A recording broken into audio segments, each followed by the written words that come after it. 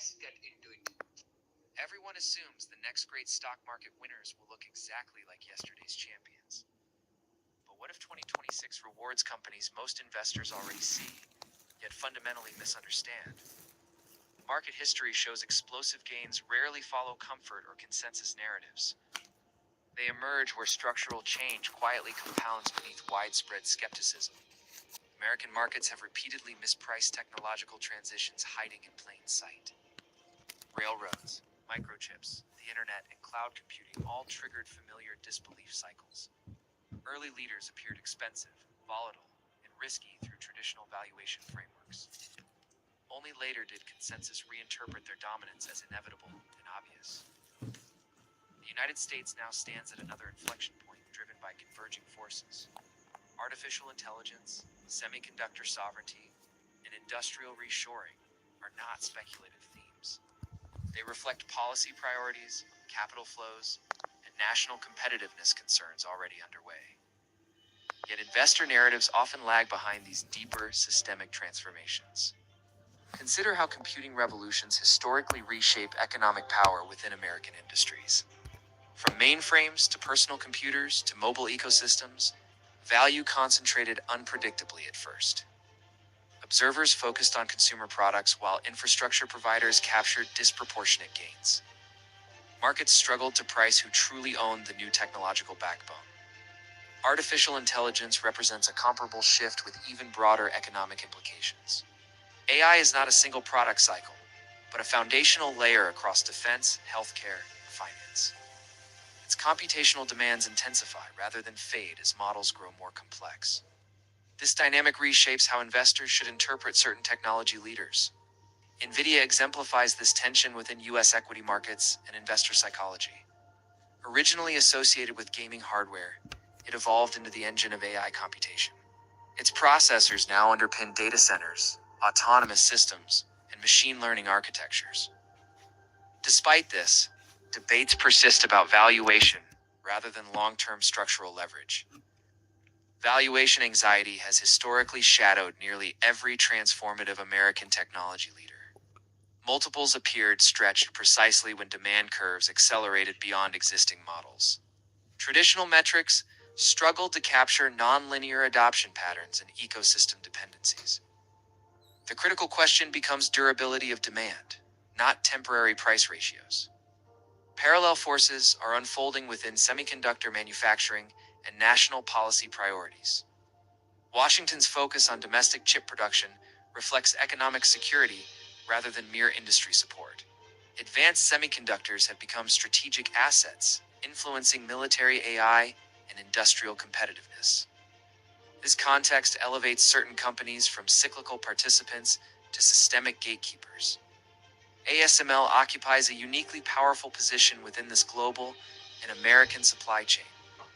Its lithography machines enable production of the world's most advanced chips. Without these systems, leading-edge semiconductor fabrication effectively stalls.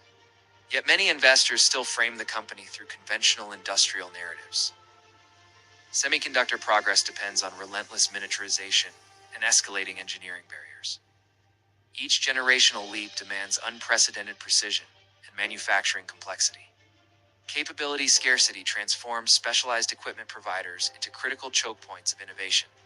Such bottlenecks historically trigger major valuation reassessments once dependency becomes undeniable. Investor behavior, however, often overemphasizes short-term demand fluctuations and cycles. Temporary slowdowns dominate sentiment, while long-term technological necessity receives less attention. This mismatch between perception and structural reality has preceded powerful re-ratings before. Critical infrastructure rarely appears glamorous until growth pressures expose its indispensability. A third transformation is reshaping American markets through electrification and energy transition pressures. Transportation, grid modernization, and battery technologies increasingly intersect with industrial policy. Cost curves and regulatory incentives reinforce adoption patterns across multiple sectors simultaneously. This environment rewards firms positioned at the heart of electrification ecosystems. Tesla remains central to this narrative within U.S. markets and global innovation debates. Beyond vehicles, it influences battery supply chains, charging infrastructure, and software integration models. Market volatility and competitive fears frequently obscure its broader strategic positioning. History suggests dominant platforms often face skepticism precisely during expansion phases. Electrification dynamics echo earlier industrial transitions repeatedly underestimated by incumbents. Initial adoption appears gradual until cost declines and infrastructure growth accelerate feedback loops. Leaders with scale, vertical integration, and technological advantages gain compounding benefits. Delayed recognition of these shifts has historically created asymmetric investment outcomes. What connects these companies is systemic leverage rather than simple sector classification. Each sits near a structural pressure point within expanding technological and economic networks. When entire industries depend on narrow layers of innovation, growth effects become nonlinear. Markets frequently price linear expectations into nonlinear technological realities. Forecasting errors often arise from deeply human cognitive biases within financial decision-making. Investors extrapolate recent conditions instead of recognizing slow-building structural transformations. Short-term volatility distracts from long-term inevitabilities driven by technological progress. Information gaps matter less than interpretation gaps, shaped by psychology and narrative inertia. None of this implies certainty or guarantees that any stock must inevitably surge. American markets remain sensitive to policy shifts, liquidity conditions, and macroeconomic disruptions. However, structural positioning can exert gravitational forces stronger than temporary sentiment cycles. Distinguishing noise from systemic change becomes essential for strategic long-term thinking. 3 lessons emerge from this recurring interaction between innovation, skepticism, and valuation. First, foundational infrastructure often captures enduring value during technological revolutions. Second, discomfort and disbelief frequently precede dramatic repricing events. Third, assuming tomorrow mirrors yesterday may represent the greatest long-term investment risk. Alright, that's wrap for today. Thanks for watching Wealth Finance 61. Hey everyone, welcome back to Wealth Finance 61. Let's get into it. Imagine a world where money has no country, no bank, no gatekeeper. A system where value moves without permission, borders, or intermediaries. Yet this is not science fiction, nor a distant economic theory. It is already here, silently reshaping how humans define money itself. For centuries, money followed a familiar evolutionary path of trust.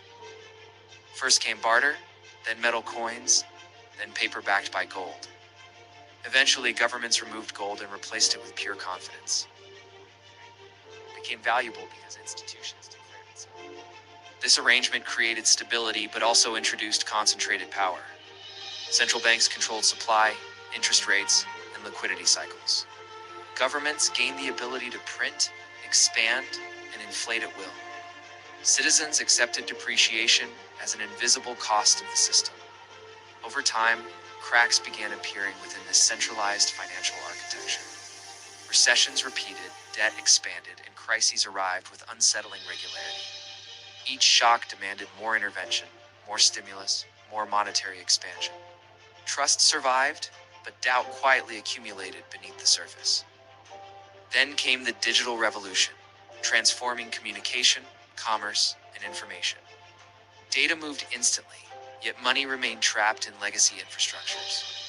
Transactions required banks, delays, fees, and layers of verification. The internet changed everything except the core mechanics of value exchange. In 2008, during a global financial crisis, a mysterious idea emerged.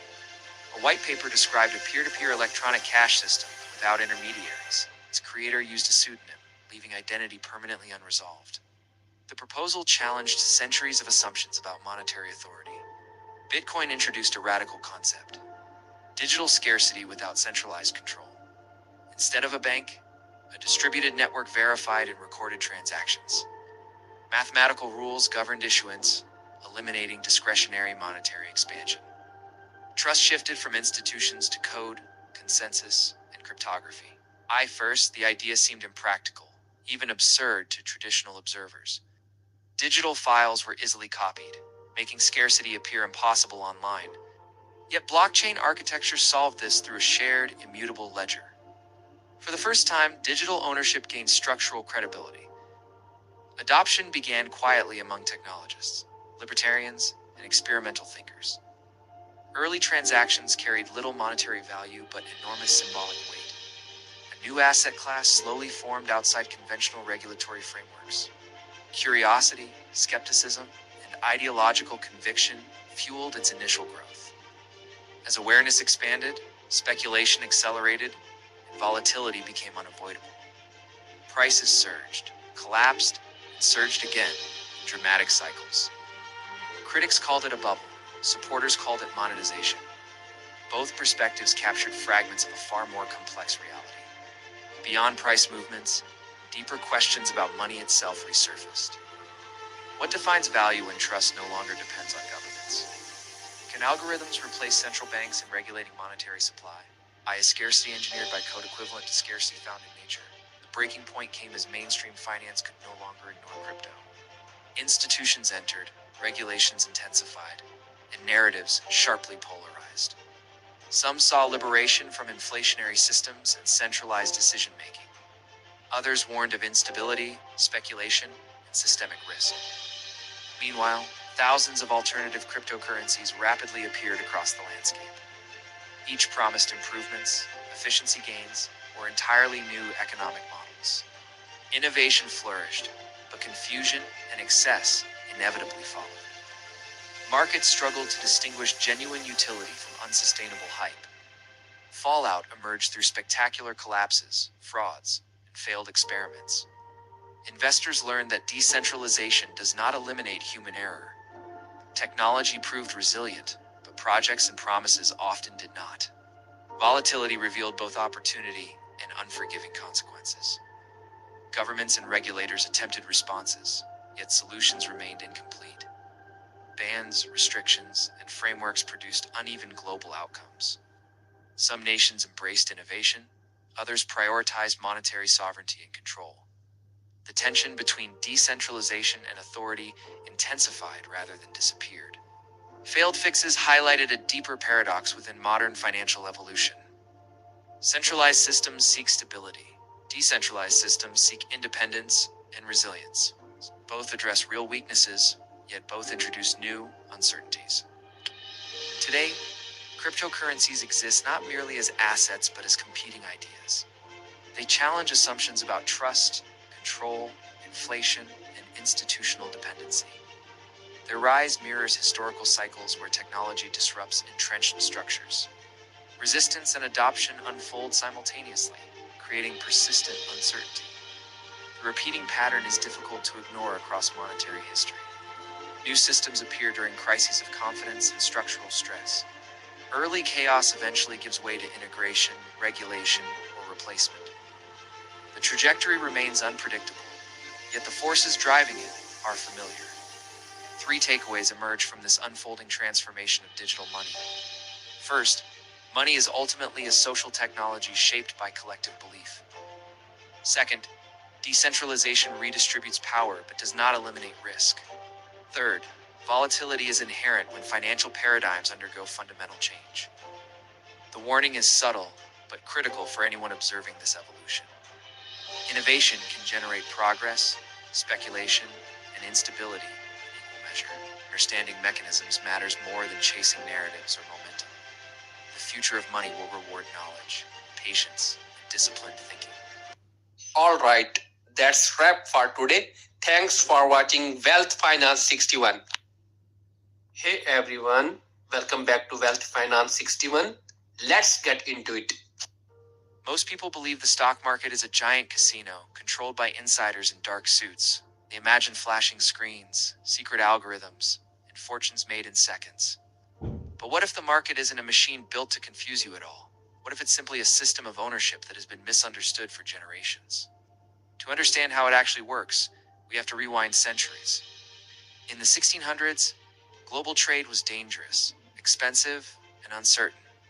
Ships would sail for years, and sometimes never return. Investors needed a way to spread risk without losing everything. That solution appeared in the Dutch Republic with the Dutch East India Company. For the first time, Ordinary citizens could buy small pieces of a massive trading venture. If one ship sank, investors did not lose it all. Risk was divided, and ownership became tradable. This innovation created something revolutionary.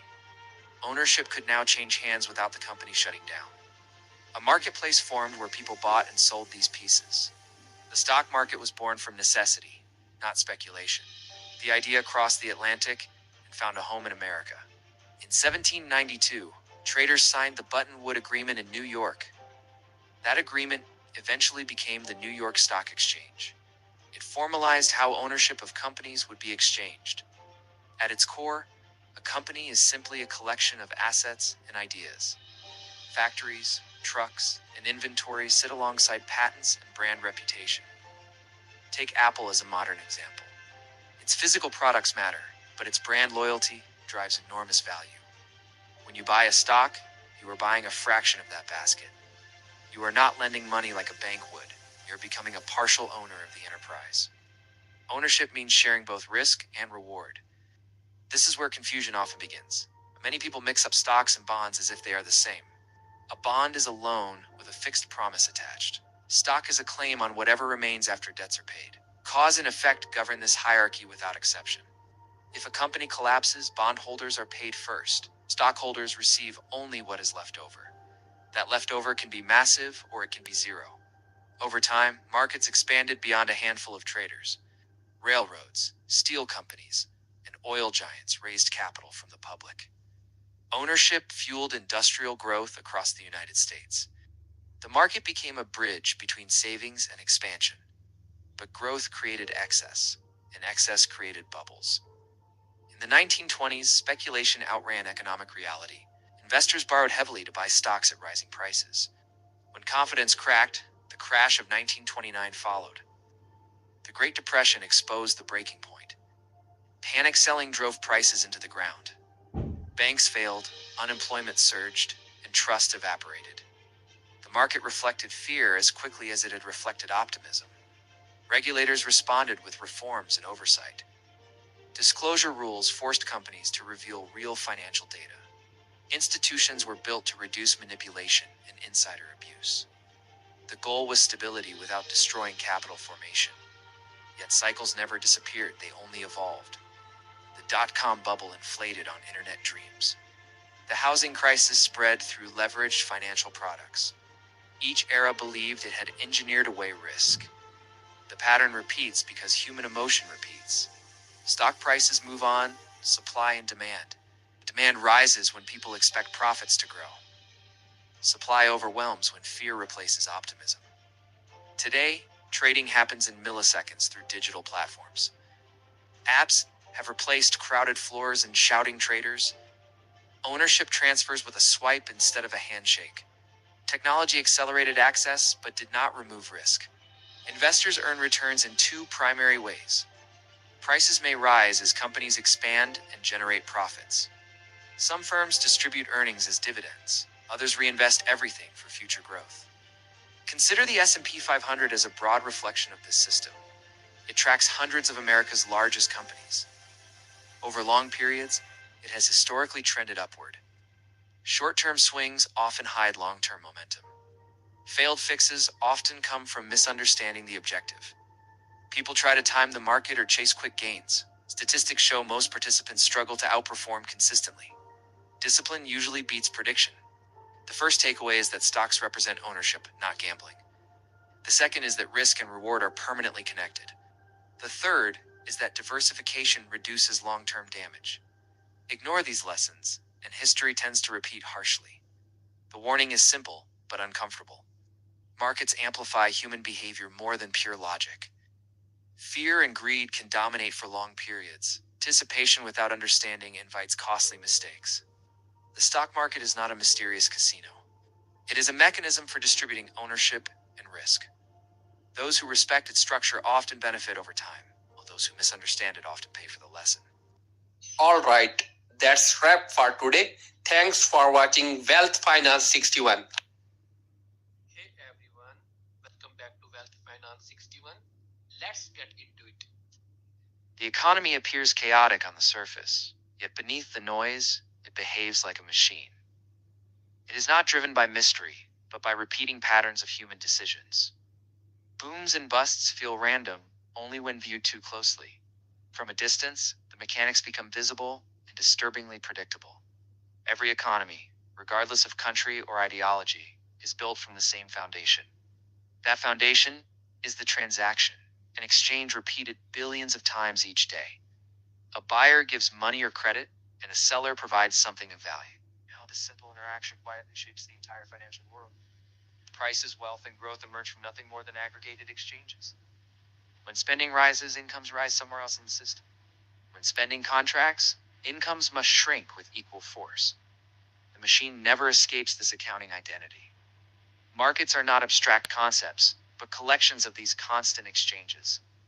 There is a market for goods, for services, and for financial claims. Each operates under the same arithmetic logic of spending and income. Complexity emerges only from scale, not from different rules. Within this system, several actors continuously interact and compete. Individuals seek consumption, businesses pursue profit, and banks extend credit. Governments tax, spend, and attempt stabilization. Yet one participant holds powers unlike any other. The central bank stands apart from ordinary economic agents. It does not produce goods, nor does it consume in the usual sense. Its authority lies in controlling money and influencing credit conditions. This control quietly reshapes incentives across the entire machine. Credit, not money, dominates modern economies, despite common assumptions. Most purchasing power exists as promises rather than physical currency. These promises expand and contract far more rapidly than production itself. Volatility begins precisely where credit accelerates. Credit creation appears harmless, almost magical in its simplicity. Two parties agree, a loan is recorded, and new spending power emerges. To the lender, it becomes an asset. To the borrower, a liability. Balance sheets expand without any immediate production. This expansion triggers consequences rarely recognized in real time. Borrowers increase spending beyond current income constraints. That spending becomes someone else's income, reinforcing optimism. Confidence rises before risks are even acknowledged. Rising income alters perceptions of safety and creditworthiness. Lenders observe higher earnings and growing asset values. Collateral appears stronger, default probabilities appear lower. Credit flows more freely, amplifying the cycle. A self-reinforcing loop quietly takes hold across the economy. More credit enables more spending and temporarily higher incomes. Higher incomes justify even greater borrowing capacity. Growth accelerates, masking underlying fragility. Productivity growth operates in the background with far less drama. It reflects improvements in efficiency, skills, and technological progress.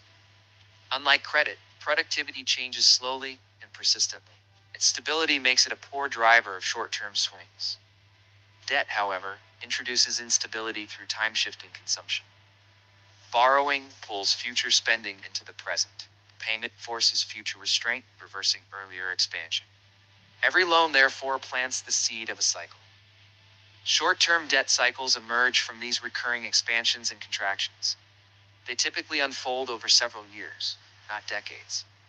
Central banks influence their amplitude through interest rate adjustments. The machine responds mechanically to changing borrowing costs. When credit expands rapidly, spending begins to outrun production capacity. Demand pressures push prices upward across multiple markets. Inflation becomes the visible symptom of hidden credit dynamics. Concern replaces complacency at policy institutions. Central banks react by tightening financial conditions. Interest rates rise, borrowing becomes more expensive, and leverage slows. Existing debts demand larger servicing payments from borrowers. Spending decelerates, reversing previous momentum. Slowing spending triggers income contractions elsewhere in the system. Businesses experience weaker demand and reduce hiring or investment. Asset prices lose support as expectations deteriorate. Recession emerges not as an accident, but as a mechanical outcome. Lower interest rates often restart the process during ordinary downturns. Reduced borrowing costs encourage renewed credit expansion. Debt servicing pressures ease, allowing spending recovery. The cycle resets, though underlying debt gradually accumulates. Over decades, These short cycles compound into a larger trajectory. Debt levels trend upward faster than incomes for structural reasons. Human behavior consistently favors borrowing over restraint. Stability slowly gives way to systemic vulnerability. Rising asset prices temporarily disguise mounting debt burdens. Collateral values inflate, sustaining the illusion of safety. Borrowers and lenders interpret appreciation as genuine wealth creation. Risk perception declines precisely when leverage intensifies. Eventually, debt servicing obligations overwhelm income growth. Repayments consume increasing portions of cash flow. Borrowers reduce spending not by choice, but by necessity. The expansionary engine abruptly loses power. Creditworthiness deteriorates as incomes weaken and asset values decline. Lenders tighten standards, further restricting borrowing capacity. Asset sales accelerate under financial pressure. Deflationary forces intensify across markets. This phase marks the long-term debt peak and its reversal. System enters deleveraging, a painful adjustment process. Spending, income, and credit contract simultaneously. Feedback loops amplify downward momentum. Traditional policy tools lose effectiveness under extreme debt burdens. Interest rates approach zero, leaving limited room for stimulus. Private sector demand remains suppressed despite cheaper credit. The machine requires more forceful interventions. Debt reduction becomes unavoidable but politically and economically disruptive. Defaults erase liabilities yet destroy corresponding financial assets. Restructuring redistributes losses across institutions and investors. Confidence fractures under uncertainty. Governments confront declining revenues alongside rising social expenditures. Budget deficits widen as economic activity contracts. Tax increases and borrowing attempts strain political stability. Social tensions intensify within societies as central banks deploy money creation as a last resort mechanism. Newly created funds purchase financial assets and government bonds. Liquidity enters the system without immediate production. Set prices stabilize before real economies recover. Monetary expansion redistributes effects unevenly across populations. Asset holders benefit first through rising valuations. Wage earners experience delayed or muted improvements. Inequality concerns escalate during recovery phases. Coordination between fiscal and monetary authorities becomes critical. Central bank financing enables sustained government spending. Public expenditures support incomes and demand directly. The contractionary spiral gradually slows. Through these mechanisms, the economic machine regains temporary balance. Debt burdens adjust, confidence stabilizes, and credit cautiously returns. New expansions begin with familiar optimism and forgotten lessons. The cycle continues, indifferent to memory or ideology. All right, that's wrap for today. Thanks for watching Wealth Finance 61. Hey everyone, welcome back to Wealth Finance 61. Let's get into it. Money is supposed to be simple, yet the system that governs your life is anything but simple. We trust numbers on screens, rarely questioning who writes them into existence or why. Then, without warning, a technology appeared claiming money could exist without rulers. To understand that claim, we must rewind to a crisis few truly understood while living through it. In 2008, confidence collapsed faster than markets, and institutions once considered immortal failed. Banks stopped trusting banks, credit froze, and the machinery of global finance began to stutter. The fall of Lehman Brothers became a symbol of hidden fragility. Governments responded with interventions that saved the system, but quietly reshaped its rules.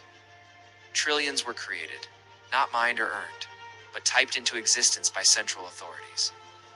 Stability returned, yet a subtle question lingered beneath the recovery nobody celebrated. If money can be expanded without limit, what exactly anchors its value over time? That unanswered tension became the fertile ground for a radical monetary experiment.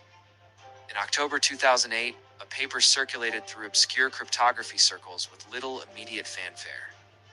Its author, Satoshi Nakamoto, proposed electronic cash without trusted intermediaries.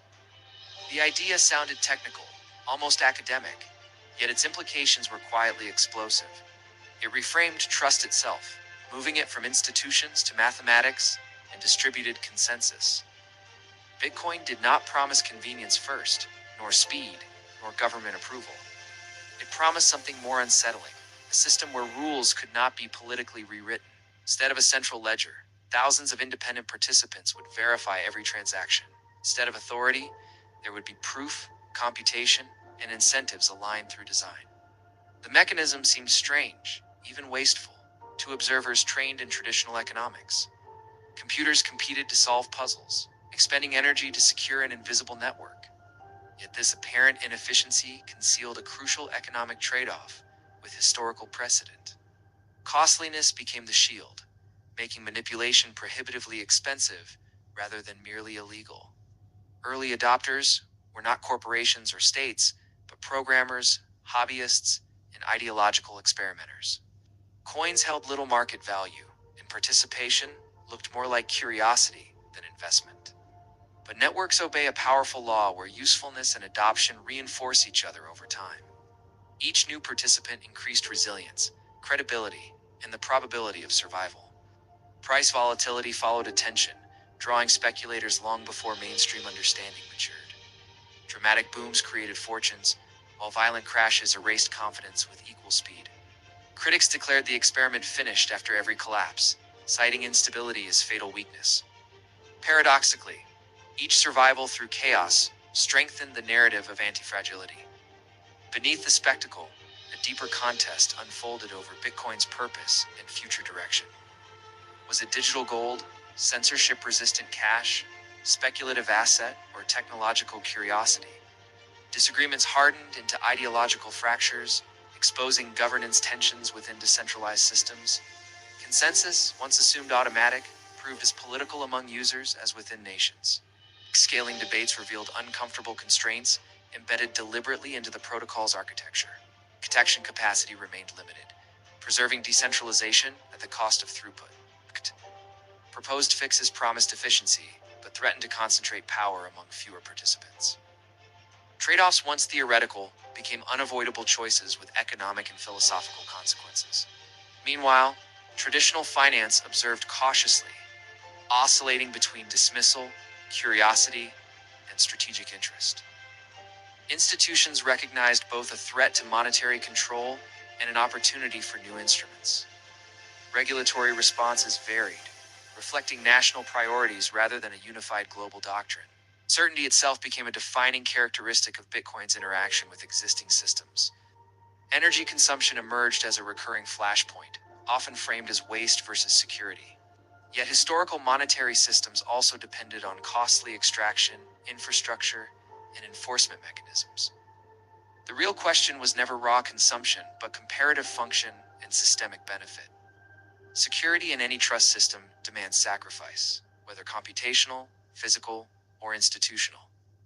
Adoption advanced unevenly, driven by crises, capital flows, technological familiarity, and generational shifts. In regions facing currency instability, Bitcoin's volatility sometimes appeared preferable to certainty of decline. Stable economies, it functioned more as speculation or long-term hedge than transactional medium. Context, not ideology, largely dictated perception and usage patterns. Shocking data accompanied the rise from negligible valuation to trillion-dollar market capitalization within years. No central issuer orchestrated expansion, no treasury-managed supply, no board-guided strategy.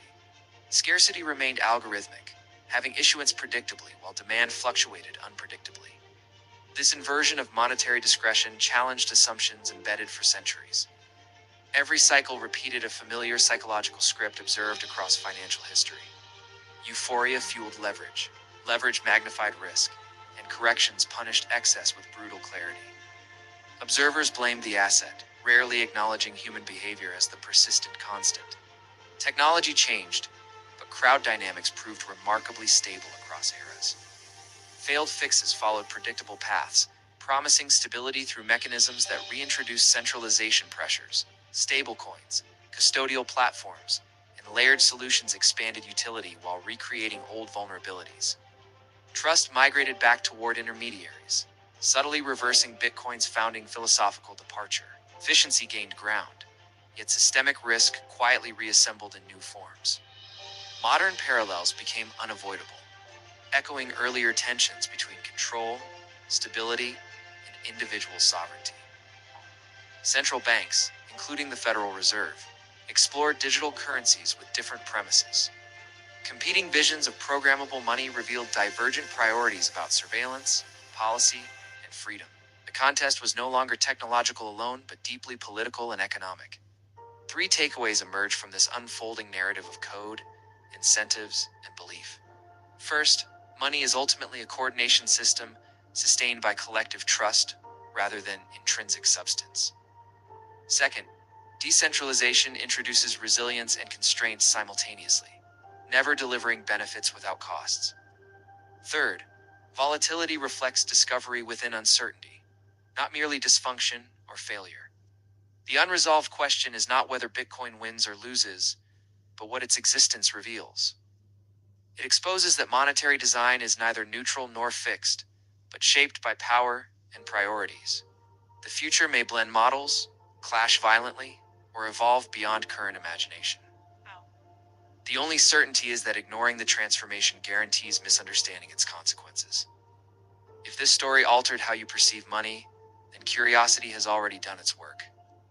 Question assumptions, examine incentives, and follow the structures that quietly govern economic reality. Because the architecture of money shapes behavior long before policy debates reach public awareness, and understanding that architecture may become the most valuable literacy of the modern age. All right, that's wrap for today.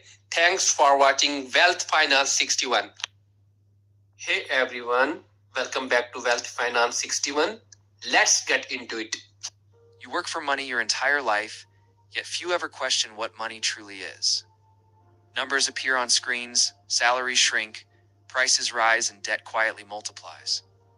Everyone participates, almost no one understands the rules of the game. The mystery is not where money comes from, but why it behaves the way it does. Modern finance did not emerge overnight, but through centuries of improvisation and crisis. Early economies relied on barter, an inefficient system strangled by a coincidence of wants. Precious metals became intermediaries valued for scarcity, durability, and shared belief. Gold and silver were not money by nature, but by collective agreement. Governments soon recognized the power hidden inside monetary control. Minting coins allowed rulers to standardize trade and quietly manipulate value. Debasement, mixing cheaper metals, created wealth for states and inflation for citizens. The pattern was born: authority expands. Purchasing power erodes, trust adjusts. Paper money accelerated this transformation from substance to abstraction. Notes represented claims on reserves rather than value embedded in material. Convenience increased, but so did fragility, since trust replaced intrinsic worth. Finance became psychological as much as economic. Taxation evolved alongside monetary systems as both tool and necessity. States required revenue to fund armies' infrastructure and administrative machinery. Income, consumption, and transactions became measurable and therefore taxable. What began as tribute matured into structural dependence. Different taxes carried different behavioral consequences across economies.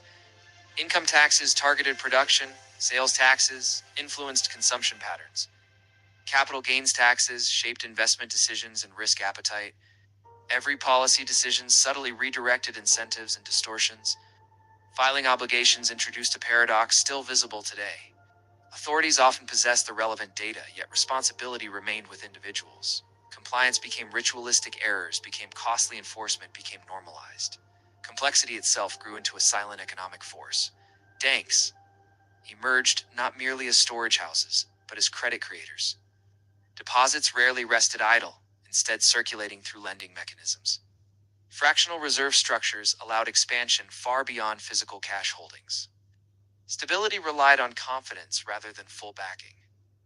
This design fueled growth while embedding systemic vulnerability. Credit expansion stimulated investment consumption and asset inflation. Simultaneous withdrawals, however, threatened institutional solvency. Confidence cycles became survival mechanisms. Interest became the price governing this entire architecture. Borrowers paid for access, lenders earned for patience and risk. Simple interest moved linearly. Compound interest accelerated exponentially. Time transformed mathematics into destiny. Debt dynamics revealed asymmetry invisible to casual observers. Small rates applied repeatedly produced large long-term obligations. Missed payments converted inconvenience into structural burden. Wealth and distress diverged through identical mechanisms. Inflation entered as both lubricant and destabilizer of economies. Moderate inflation encouraged spending, investment, and debt servicing. Excessive inflation punished savers, distorted planning, and fueled uncertainty. Purchasing power declined without visible confrontation. Causes varied, yet outcomes shared familiar characteristics. Demand surges, supply constraints, and expectation feedback loops intertwined. Price signals lost clarity, wages lagged, tensions intensified. Monetary authorities intervened with blunt instruments. Interest rate adjustments became the primary stabilizing lever. Higher rates restricted borrowing, dampened demand, and cooled expansions. Lower rates stimulated activity, risk-taking, and credit growth. Each shift redistributed pain and opportunity unevenly. Recessions followed as recurring features rather than anomalies. Economic contraction revealed excesses accumulated during optimistic phases. Employment declined, spending retreated, confidence fractured. Cycles proved structural, not accidental. Policy responses often repeated despite mixed historical results. Stimulus packages, liquidity injections, and regulatory reforms proliferated. Short-term relief sometimes masked long-term distortions. Corrections delayed frequently intensified later disruptions. Creditworthiness metrics evolved to quantify borrower reliability. Numerical scores condensed histories into risk approximations for lenders.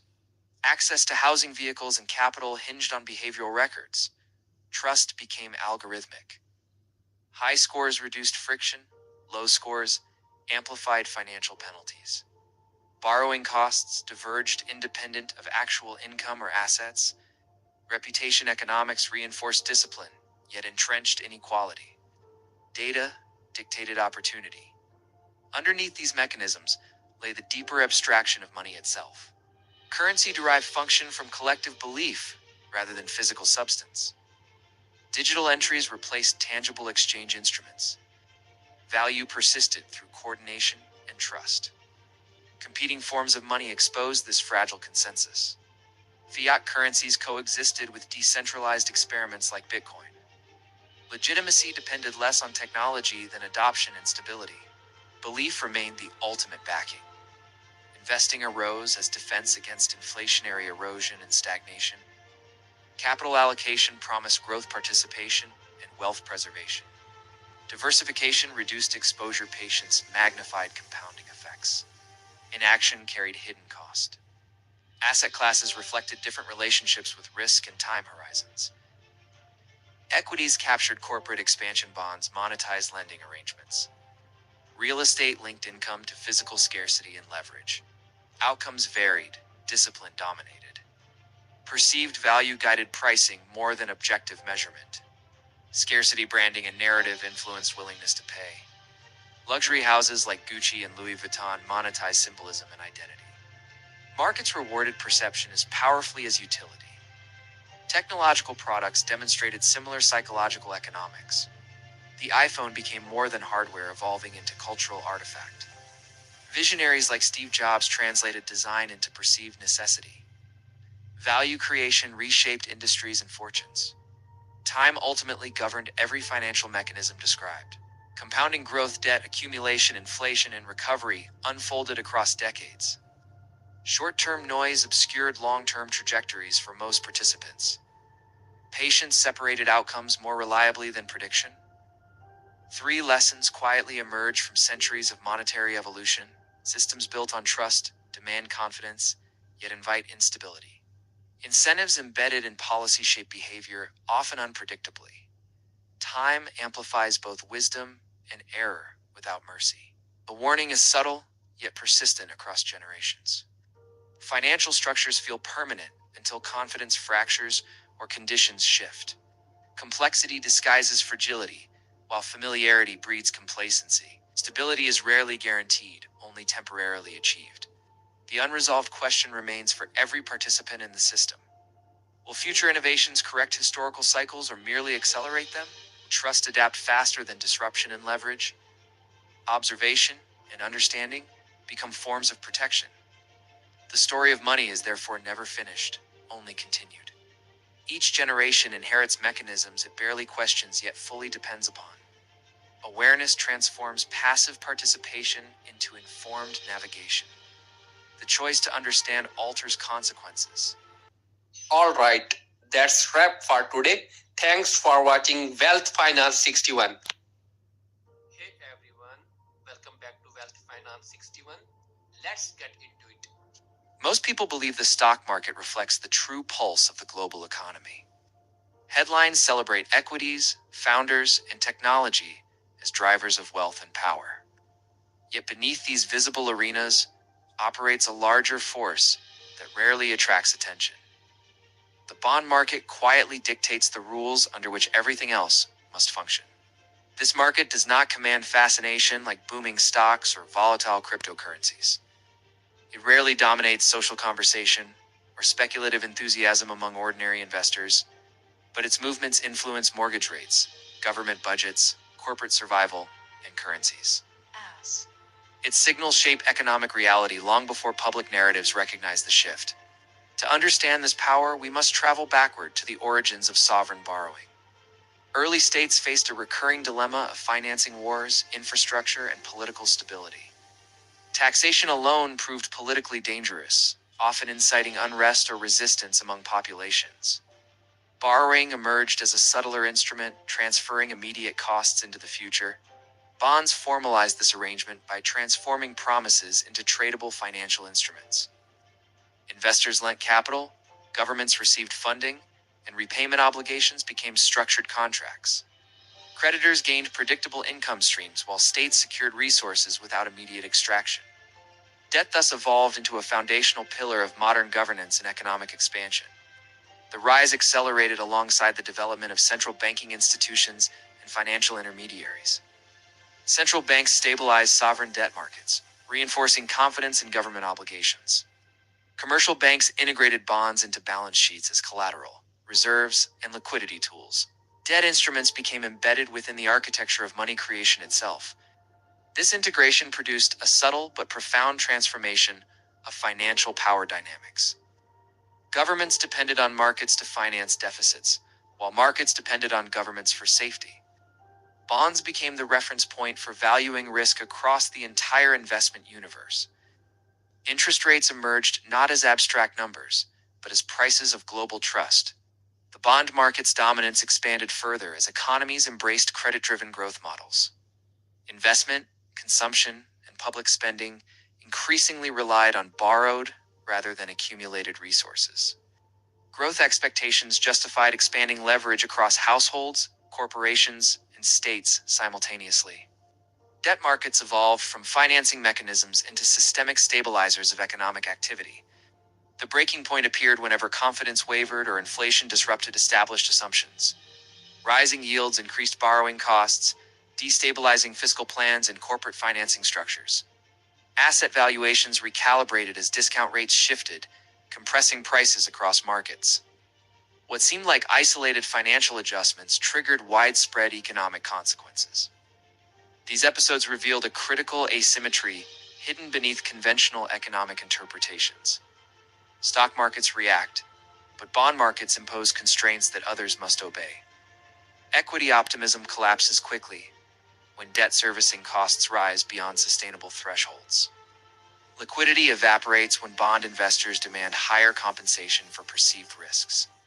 Fallout extends rapidly through governments whose budgets hinge on stable financing conditions. Higher yields translate into larger interest payments, diverting resources from public priorities. Debt rollover becomes more expensive, reinforcing deficits, even without new spending initiatives. Fiscal flexibility narrows as market discipline intensifies beyond electoral or political control. Corporations experience similar pressures, though often with greater immediacy and fragility. Debt-funded expansion becomes vulnerable when refinancing costs exceed projected returns on investment. Credit downgrades cascade through funding channels, amplifying stress across interconnected institutions. Employment, investment, and production decisions contract under tightening financial conditions. Failed fixes typically emerge during crises framed as temporary disruptions, rather than structural tensions. Central banks intervene with liquidity programs, asset purchases, and forward guidance assurances. These actions stabilize markets, but often reinforce dependence on continuous monetary accommodation. Temporary relief evolves into recurring necessity, reshaping expectations and incentives system-wide. Over time, the bond market signals grow inseparable from economic policy itself. Policymakers monitor yields as indicators of credibility, stability, and investor confidence levels. Market reactions influence decisions on rates, spending, taxation, and financial regulation frameworks. Authority migrates subtly from legislative chambers toward financial market sensitivities. Modern parallels demonstrate the staggering scale of this dynamic across global economies. Global debt now exceeds hundreds of trillions, dwarfing historical benchmarks and comparisons. Sovereign yields influence everything from housing affordability to emerging market capital flows. A fractional rate change can redistribute wealth and risk across continents instantly. Repeating patterns emerge with remarkable consistency across decades of financial history. Periods of low yields encourage leverage, speculation, and optimism about perpetual stability. Rising yields expose fragilities, compress valuations, and trigger urgent stabilization measures. Interventions restore calm, but rarely dismantle the underlying cycle of dependency. The paradox lies in visibility, because the bond market rarely dominates public imagination. Its mechanics appear technical, distant, and insulated from everyday economic interpretation.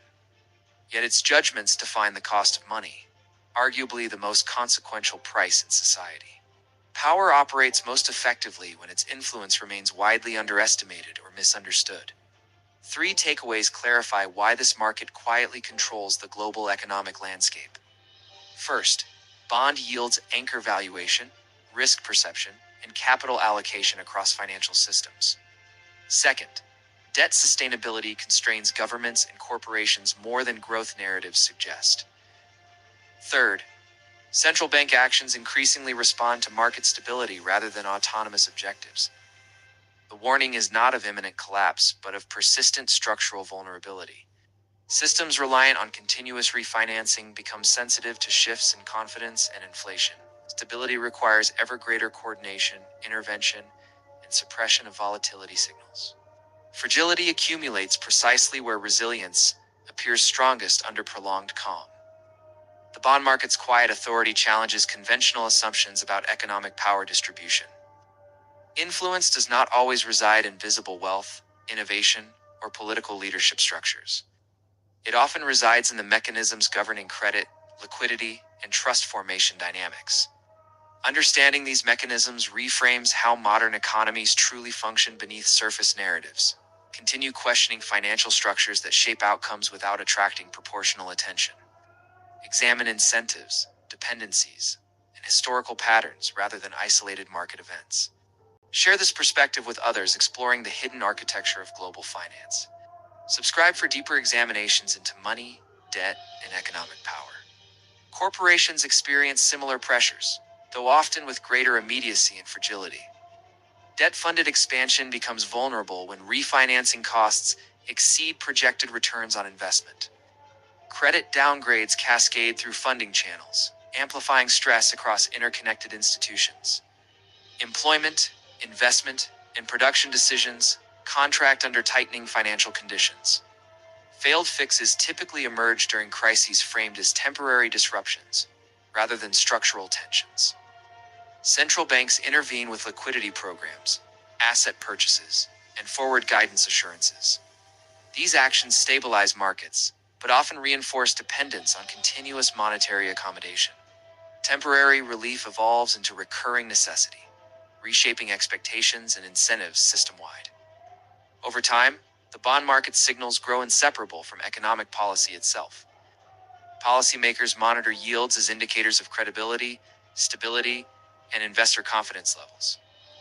Market reactions influence decisions on rates, spending, taxation, and financial regulation frameworks. Authority migrates subtly from legislative chambers toward financial market sensitivities. Modern parallels demonstrate the staggering scale of this dynamic across global economies. Global debt now exceeds hundreds of trillions, dwarfing historical benchmarks and comparisons. Sovereign yields influence everything from housing affordability to emerging market capital flows. A fractional rate change can redistribute wealth and risk across continents instantly. Repeating patterns emerge with remarkable consistency across decades of financial history. Periods of low yields encourage leverage, speculation, and optimism about perpetual stability. Rising yields expose fragilities, compress valuations, and trigger urgent stabilization measures. Interventions restore calm, but rarely dismantle the underlying cycle of dependency. The paradox lies in visibility, because the bond market rarely dominates public imagination. Its mechanics appear technical, distant, and insulated from everyday economic interpretation. Yet its judgments define the cost of money, arguably the most consequential price in society. Power operates most effectively when its influence remains widely underestimated or misunderstood. 3 takeaways clarify why this market quietly controls the global economic landscape. First, bond yields anchor valuation, risk perception, and capital allocation across financial systems. Second, debt sustainability constrains governments and corporations more than growth narratives suggest. Third, central bank actions increasingly respond to market stability rather than autonomous objectives. The warning is not of imminent collapse, but of persistent structural vulnerability. Systems reliant on continuous refinancing become sensitive to shifts in confidence and inflation. Stability requires ever greater coordination, intervention, and suppression of volatility signals. Fragility accumulates precisely where resilience appears strongest under prolonged calm. The bond market's quiet authority challenges conventional assumptions about economic power distribution. Influence does not always reside in visible wealth, innovation, or political leadership structures. It often resides in the mechanisms governing credit, liquidity, and trust formation dynamics. Understanding these mechanisms reframes how modern economies truly function beneath surface narratives. Continue questioning financial structures that shape outcomes without attracting proportional attention. Examine incentives, dependencies, and historical patterns rather than isolated market events. Share this perspective with others exploring the hidden architecture of global finance. Subscribe for deeper examinations into money, debt, and economic power. All right, that's wrap for today. Thanks for watching Wealth Finance 61. Most people believe the stock market is a giant, complicated machine only experts understand. Charts flashing, numbers moving, people yelling on trading floors. But the truth is much simpler. The stock market is not complicated. It is just explained badly. Once you understand what a company actually is, everything else suddenly makes sense. So forget stock prices for a moment. Forget ticker symbols. Forget Wall Street. Think of a company as a basket. Inside that basket are valuable things, some things you can touch. Buildings, factories, trucks, computers, inventory. But some things are invisible. A brand name, a reputation, customer loyalty, technology. Let's take Apple as an example, as Apple owns factories, warehouses, and millions of iPhones. But the real power of Apple is something you cannot touch. The brand. People will often pay twice as much for an Apple product compared to competitors. That invisible trust is worth hundreds of billions of dollars. So remember this simple idea. A company is just a basket of valuable stuff. Now the next question is important. Who owns that basket? How is it divided? Imagine you are a carpenter starting a business. You save $10,000. That is great, but not enough to buy everything you need. Still need a truck. You need professional tools. So you borrow $10,000 from your friend Jake. He agrees, but charges 5% interest. Now you have $20,000 total. You buy the truck. You buy the tools. You start working. Fast forward 1 year, your business does incredibly well. You earn $50,000 in profit, plus you still own the truck and the equipment. Now it is time to settle up with Jake. How do you divide the money? The answer is simple. Jake lent you money. He did not invest. You must pay him his $10,000 back, plus 5% interest. That is it. Gets exactly what was promised. Everything else belongs to you. In finance, this difference is extremely important. Jake is a bondholder. You are the stockholder. A bond is basically a loan. You lend money and receive interest. Lower risk, fixed return. A stock is ownership. You own part of the company. Higher risk, but unlimited upside. And now Jake might look at your success and think he got the worst deal. But there is another side to this.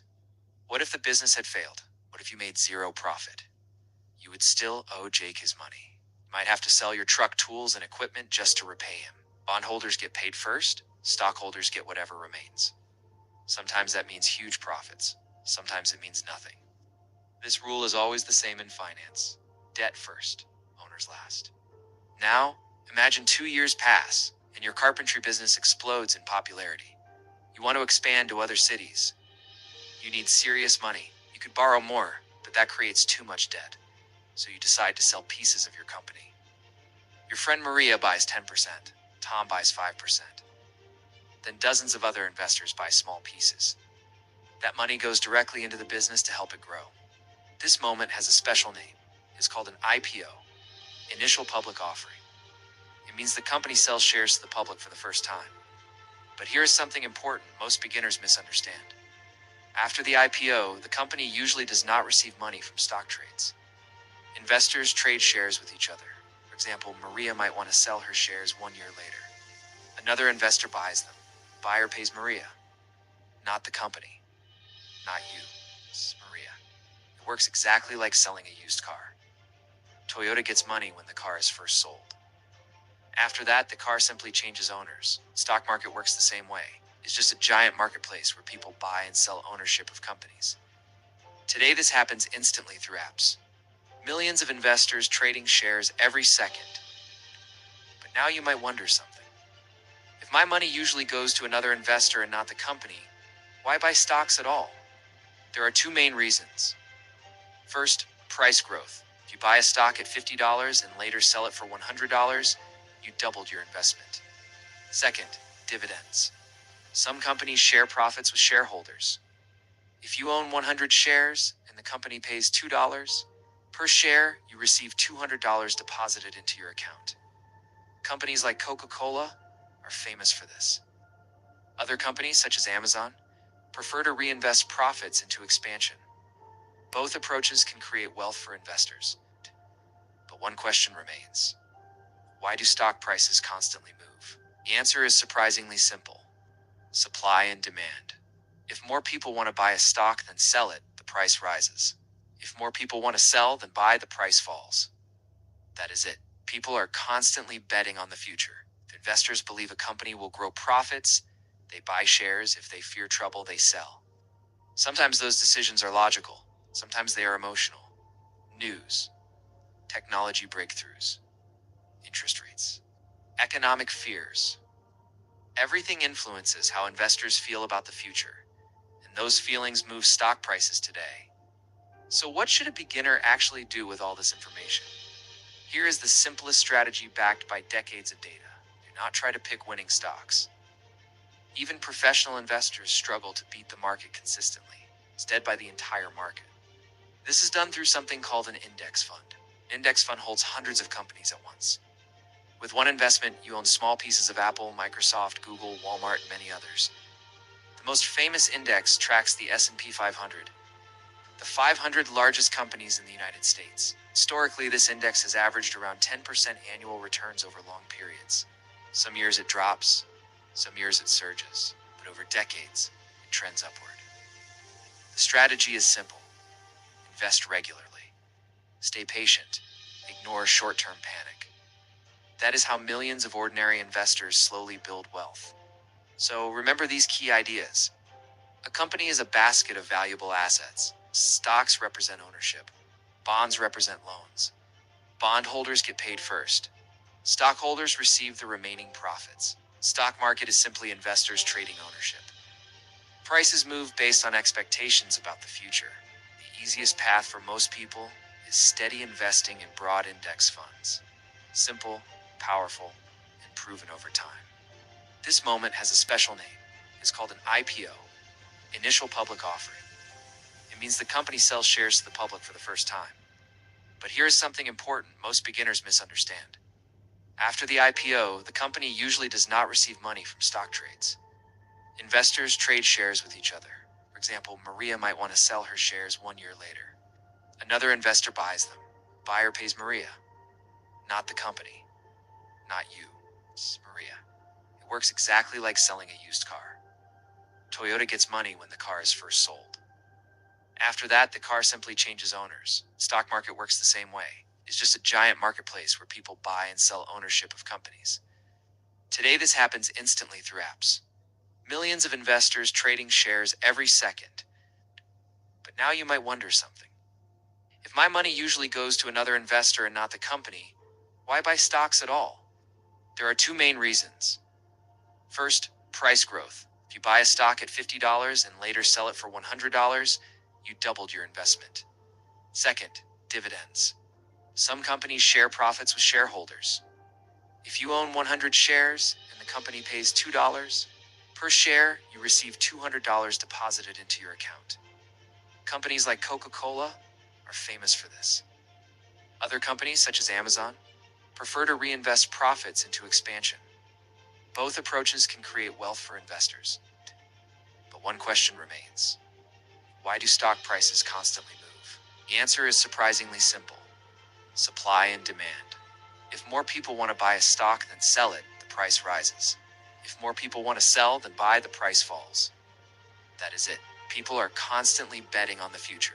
If investors believe a company will grow profits, they buy shares. If they fear trouble, they sell. Sometimes those decisions are logical. Sometimes they are emotional. News, technology breakthroughs, interest rates, economic fears. Everything influences how investors feel about the future, and those feelings move stock prices today. So what should a beginner actually do with all this information?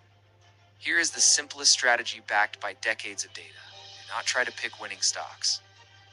Even professional investors struggle to beat the market consistently. Instead, by the entire market. This is done through something called an index fund. An index fund holds hundreds of companies at once. With one investment, you own small pieces of Apple, Microsoft, Google, Walmart, and many others. The most famous index tracks the S&P 500, the 500 largest companies in the United States. Historically, this index has averaged around 10% annual returns over long periods.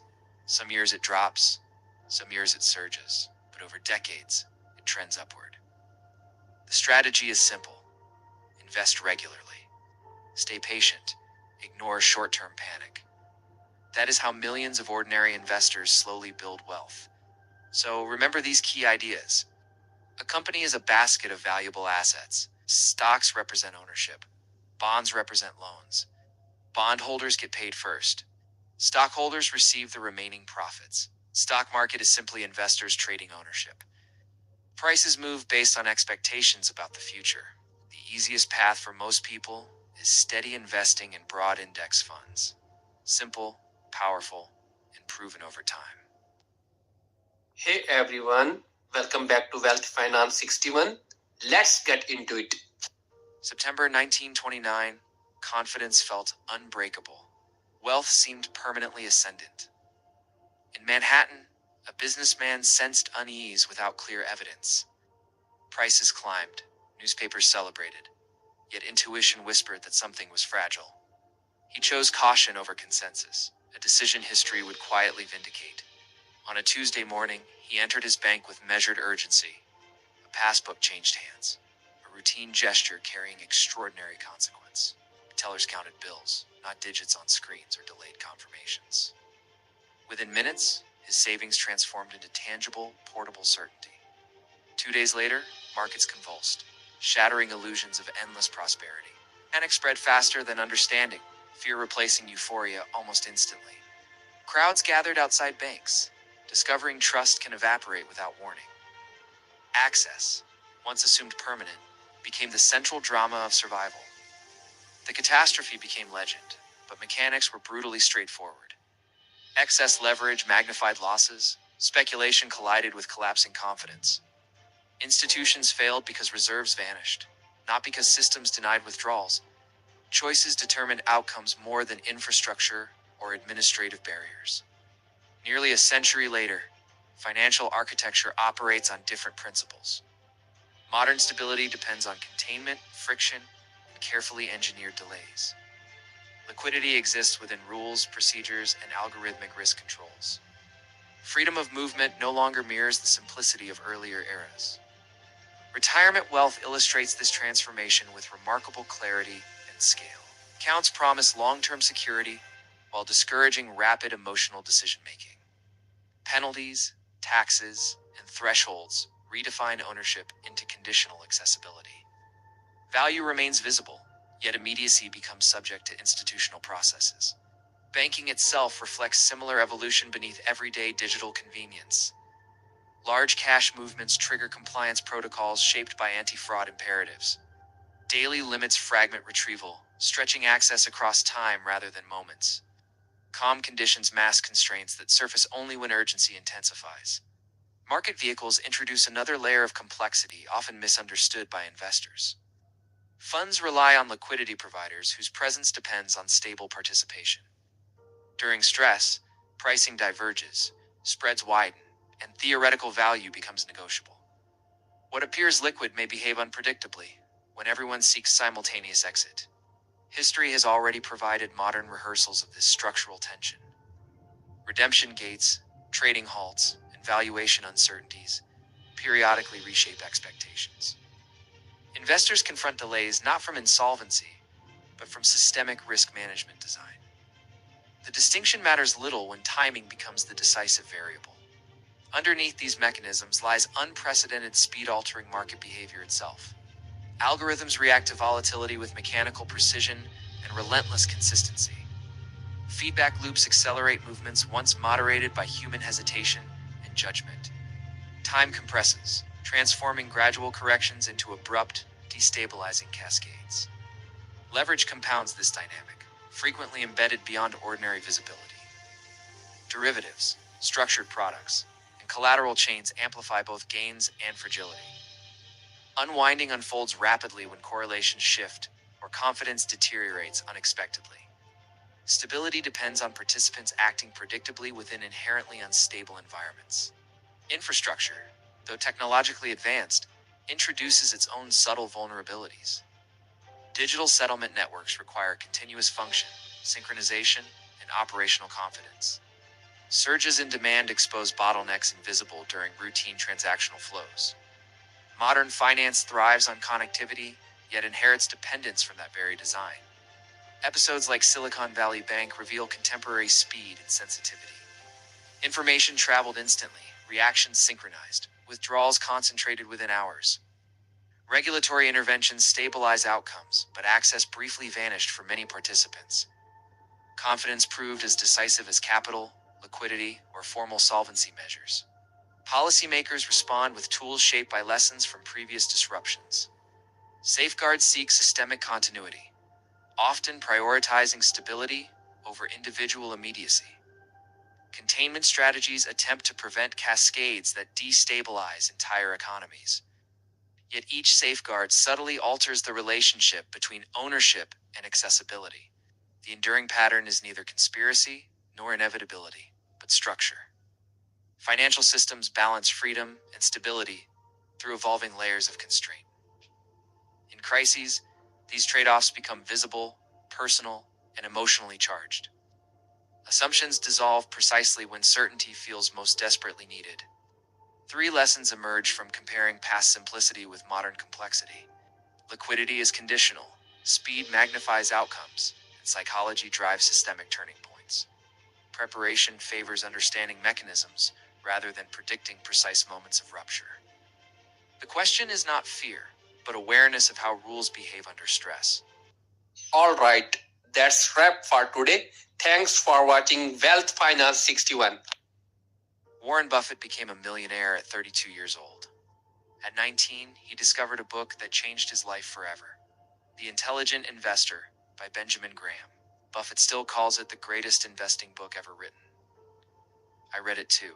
It is long. It is dry. Some parts feel ancient. But hidden inside are timeless rules that built one of the greatest fortunes in history.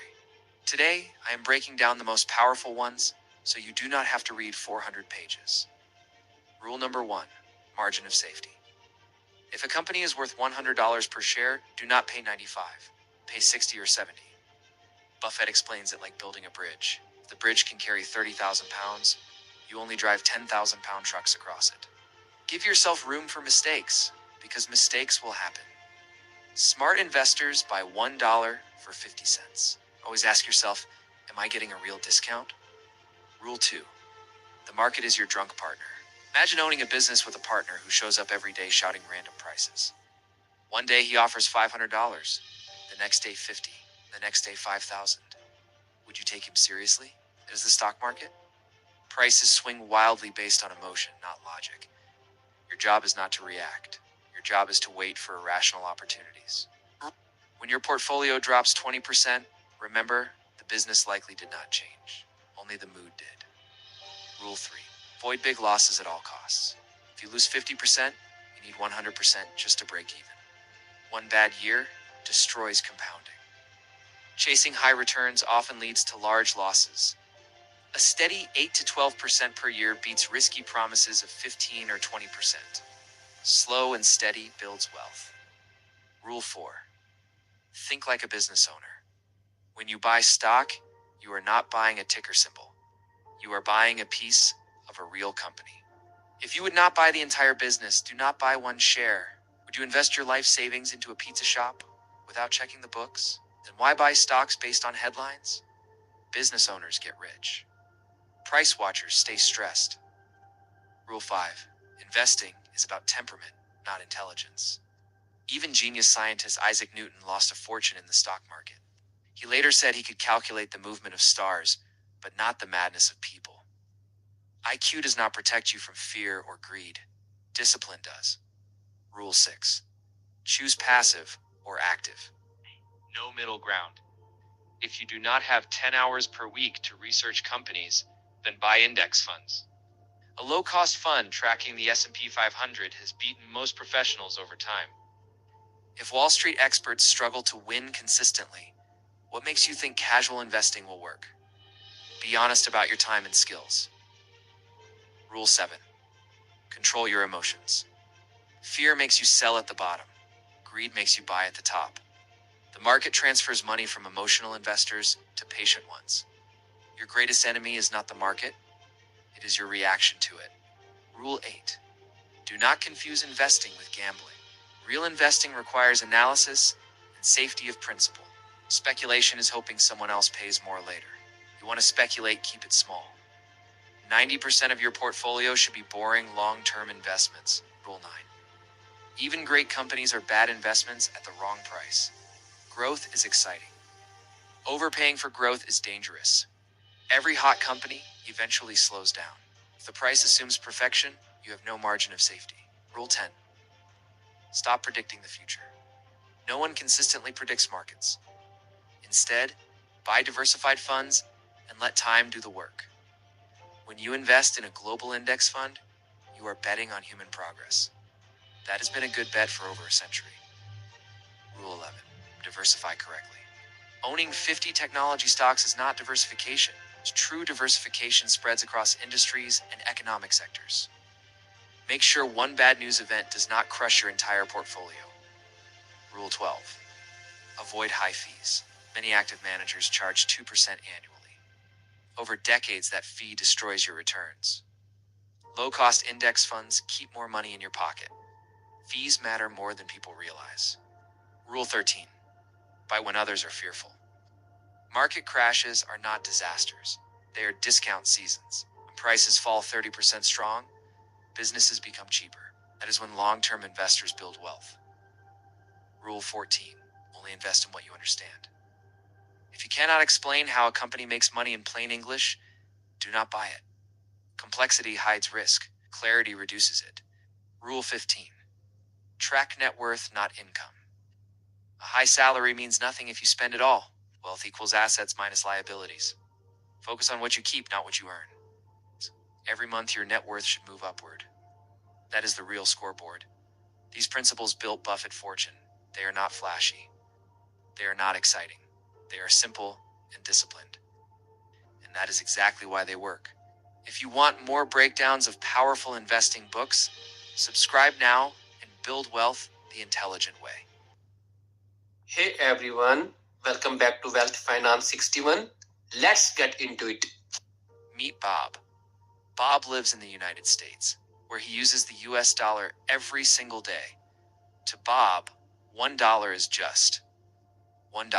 Simple, predictable, normal. But then Bob travels. First stop, Europe. Goes to Germany and tries to exchange his dollars for euros. That's when he notices something strange. $1 doesn't equal €1. Instead, it might get him only a fraction of a euro.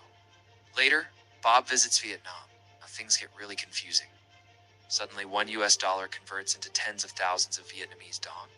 Same dollar, completely different numbers. So what's going on here? Why doesn't money have the same value everywhere? Why isn't $1 equal to €1 or 1 yen or 1 dong? And why do these values constantly change? To understand this, we need to step back and look at what money actually is. A long time ago, most currencies were tied to something physical, usually gold. This system was known as the gold standard. Under the gold standard, a country's money represented a fixed amount of gold. Governments couldn't just create unlimited money because they needed gold reserves to back it up. This helped keep exchange rates relatively stable. If every currency was tied to gold, then their values were indirectly tied to each other. But as the global economy expanded, this system became restrictive. Wars, financial crises, and rapid economic growth made it difficult for countries to maintain enough gold. Eventually, most nations abandoned the gold standard. Today, nearly every major currency operates under a fiat system. Fiat money has no intrinsic value. It isn't backed by gold or silver. Its value comes from trust in the government, the economy, and the stability of the financial system. In other words, money is worth something because people collectively agree that it is. Once you understand that, exchange rates start to make more sense. Currencies behave like prices, and prices are determined by supply and demand. If global markets strongly demand a currency, its value rises.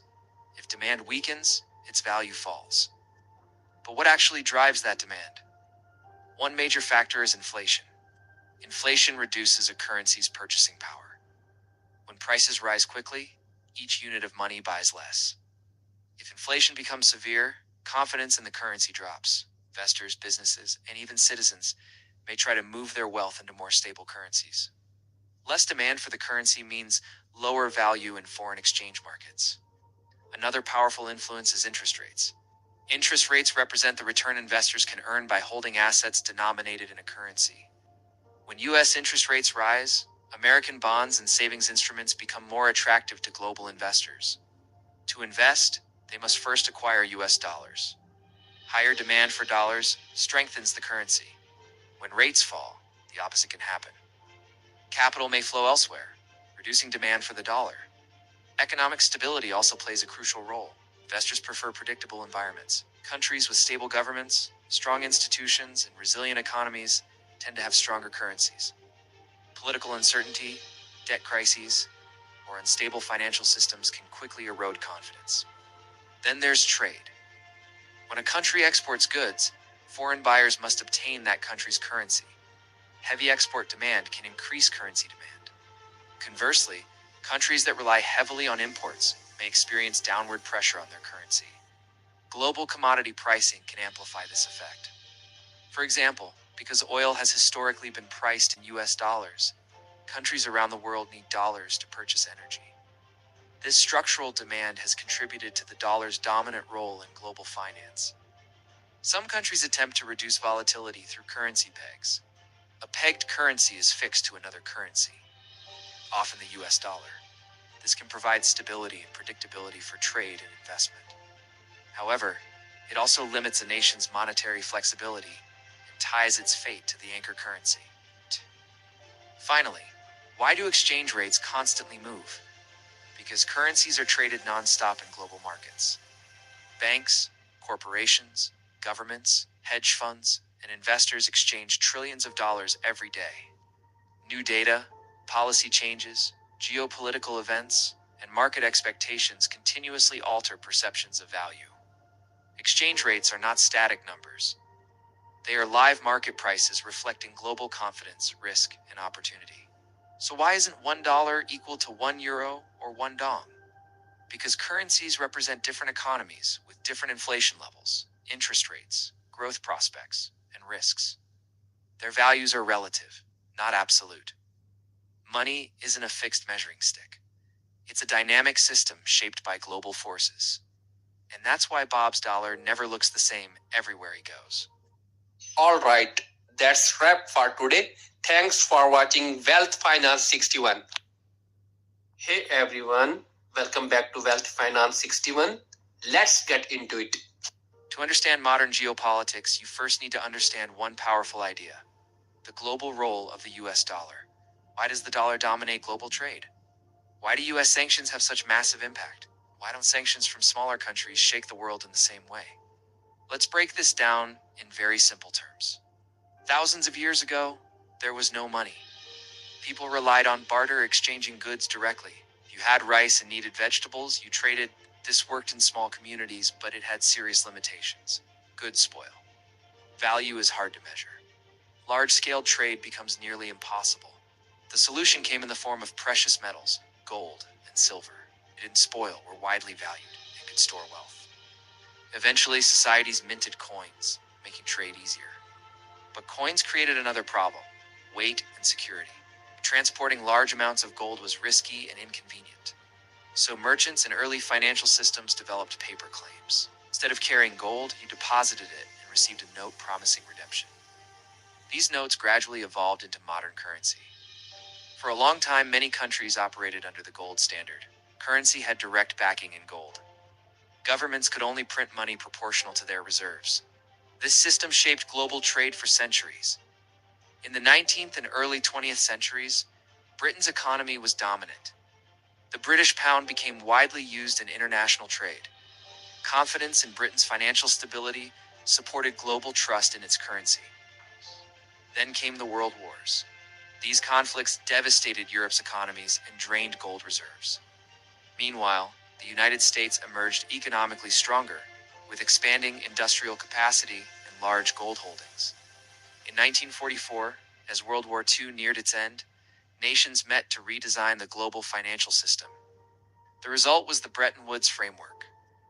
Under this system, the US dollar was linked to gold at a fixed rate. Other currencies were linked to the dollar. Global institutions were created to stabilize finance and provide reconstruction funding. This arrangement made the dollar central to global trade and reserves. Countries could settle international transactions using dollars rather than constantly moving gold. Over time, this created network effects. The more the dollar was used, the more useful and trusted it became. In 1971, the system changed dramatically. The United States ended the dollar's direct convertibility into gold. From that point forward, the dollar became a fiat currency, backed not by gold, but by confidence in the US economy, government, and financial system. Why did the dollar remain dominant even after gold backing ended? Several reasons. First, global trade was already deeply integrated with the dollar. Second, US financial markets were large, liquid, and stable. Third, key commodities, especially oil, were priced globally in dollars. When critical resources are traded in a currency, global demand for that currency rises. Countries need it to buy essential goods. This helps explain the concept often called the petrodollar system. When exporters price commodities in dollars, importers must acquire dollars, reinforcing its global role. Now let's talk about sanctions. US sanctions are powerful not merely because of military strength, but because of financial infrastructure. Much of the world's trade, banking, and settlement systems operate through dollar-linked mechanisms. When access to these systems is restricted, a country can face severe disruption, difficulty conducting international payments, reduced investment flows, currency pressure, trade complications. This is why financial restrictions can have immediate economic consequences. Why don't sanctions from smaller countries carry similar weight? Because global dependency matters. The influence of sanctions depends on how central the issuing country is to global finance, trade, and capital flows. The United States plays a uniquely large role in these networks. However, global finance is not static. In recent years, countries have explored ways to diversify currency usage, reduce risk exposure, and increase regional financial cooperation. These efforts reflect long-term economic strategy, not sudden shifts. The dollar's dominance rests on deep structural foundations built over decades. So the key takeaway is this: the global role of the US dollar is rooted in history, trade patterns, financial market depth, and institutional trust. Its influence shapes everything from commodity pricing to international sanctions.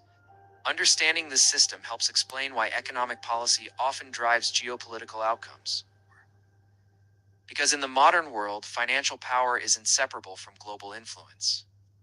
All right, that's wrap for today. Thanks for watching Wealth Finance 61. The first $10,000 is the most misunderstood milestone in personal finance. Most people believe it comes from luck, talent, or the right investment. But historically, the first real wealth rarely begins with investing at all. It begins with building a repeatable cash flow system. In America, the idea of starting from zero has always been part of the economic story. Immigrants arrived with nothing but labor and opportunity. Workers moved across states, chasing higher wages. But those who accumulated wealth early usually followed a hidden pattern. They did not begin by trying to become rich. They focused on building something small that produced reliable income. A simple service, a trade, a small digital skill, or a market gap. The goal was not wealth at first, but predictable money movement. This first stage is often invisible to outsiders. From the outside, it looks like ordinary work. But internally, something important is happening. A financial engine is slowly being assembled. Most people never build this engine. They earn money, but the system stops there. Income arrives once and immediately leaves through expenses. The cycle resets to zero again and again. But the people who reach their first $10,000 treat income differently. They treat every dollar as fuel for the next dollar. Instead of spending early profits, they reinvest them into the same machine. That is where the compounding process quietly begins.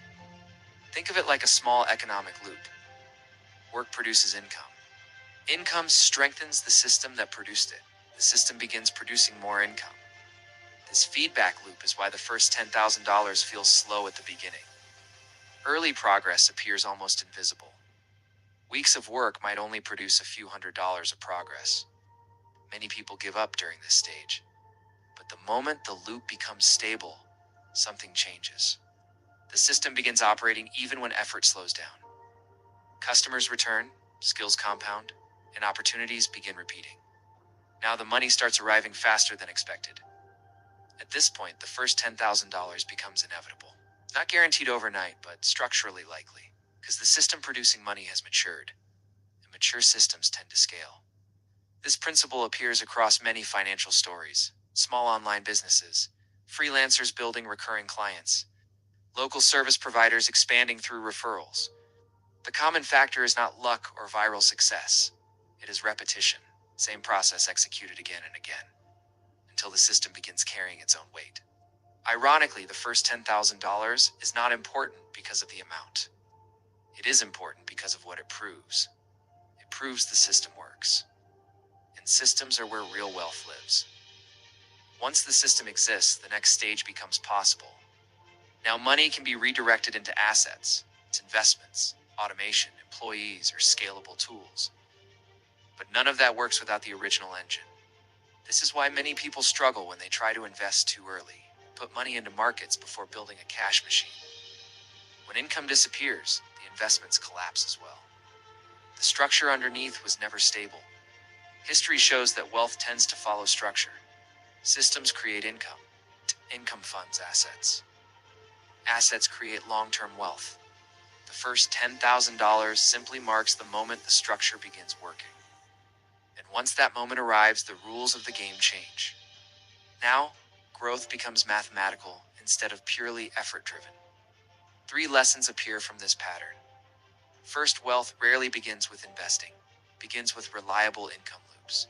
Second, reinvestment accelerates early growth dramatically. And third, systems matter more than individual paychecks. The real question is not how to earn $10,000. The real question is how to build something that earns it repeatedly. Because once the system exists, the amount becomes a side effect, and that leads to a final thought. In a world where technology constantly changes jobs and industries, the safest financial strategy may not be chasing the next opportunity. It may be learning how to build small money systems again and again. If you want more deep explanations about money systems and economic mechanics, explore more videos here on Wealth Finance 61. Like the video, subscribe to the channel, and share your thoughts in the comments. Artificial intelligence is rapidly changing how money is created online. Most people see AI as a shortcut for simple tasks, writing text, generating images, answering questions. But the real impact of AI is much deeper. AI is not just a tool. It is a multiplier of systems. It allows individuals to produce more output with less effort. And that changes how income is generated. In the past, building an online business required multiple skills: writing, design, marketing, and technical knowledge. Often people needed teams to scale these operations. A single person can perform many of these roles using AI. This shift is creating a new type of digital economy, small, efficient, and highly scalable, where individuals build income systems instead of single income streams. And AI sits at the center of these systems. The first category of AI tools focuses on content creation, writing articles, scripts, and marketing copy. Content is the foundation of most online businesses. It attracts attention and builds trust. The second category involves design and media generation, images, thumbnails, branding, and visual assets. In the past, this required professional designers. Now AI can generate high-quality visuals instantly. The third category focuses on automation, scheduling posts, responding to messages, managing workflows. Automation reduces time spent on repetitive tasks, allowing creators to focus on strategy. The fourth category is data and research tools, analyzing trends, keywords, and audience behavior. These tools help identify where attention is moving. Attention often determines where money flows. The fifth category includes coding and website tools, building landing pages, applications, and online platforms. What once required developers can now be simplified. This lowers the barrier to starting digital businesses. The sixth category is marketing optimization. AI tools that test ads, improve conversions, and analyze performance. Small improvements in conversion rates can significantly increase income, and AI accelerates this process. The seventh category is idea generation and strategy tools. These tools help structure business models and income systems. They guide users towards scalable opportunities instead of random or inefficient efforts. But simply using these tools does not guarantee income. Many people experiment with AI but see little financial return because they treat AI as a shortcut instead of a system builder. And systems are where real money is created. Successful users combine multiple AI tools into one structure. Content generates traffic. Traffic is converted into leads or customers. Automation keeps the system running efficiently.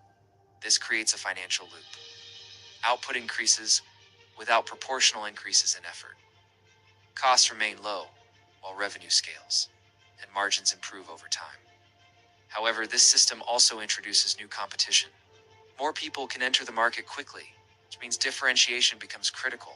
Quality, consistency, and strategy matter more than ever. Another challenge is over-reliance on automation. Without human insight, systems can become generic, and audiences often respond to authenticity and value, not just volume of content. Despite these challenges, AI continues expanding economic opportunities.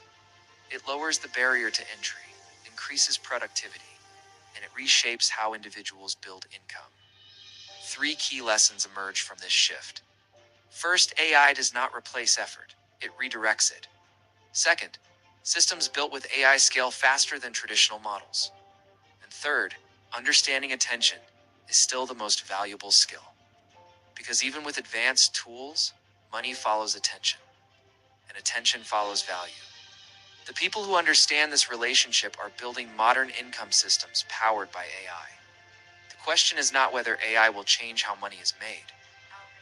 It already has. The real question is who will learn to use it effectively. If you want more deep explanations about money systems, digital economies, and wealth strategies, Explore more videos on Wealth Finance 61.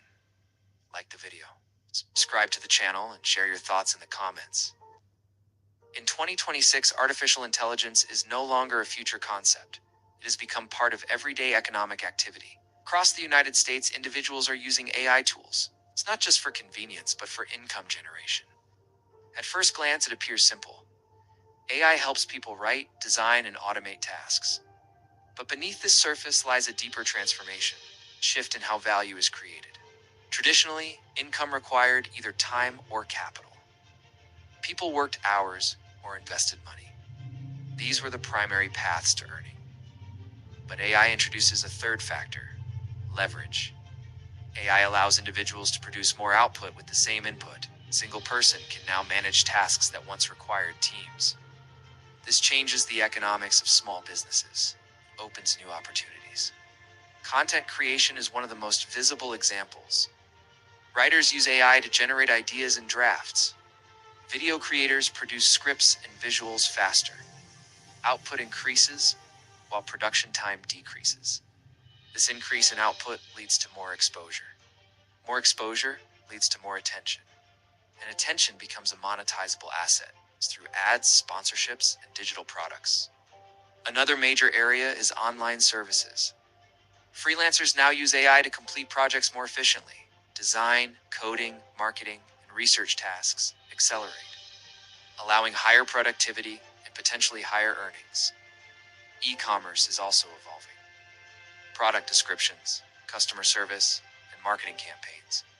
These processes can now be partially automated, reducing operational costs significantly. Automation is perhaps the most powerful shift.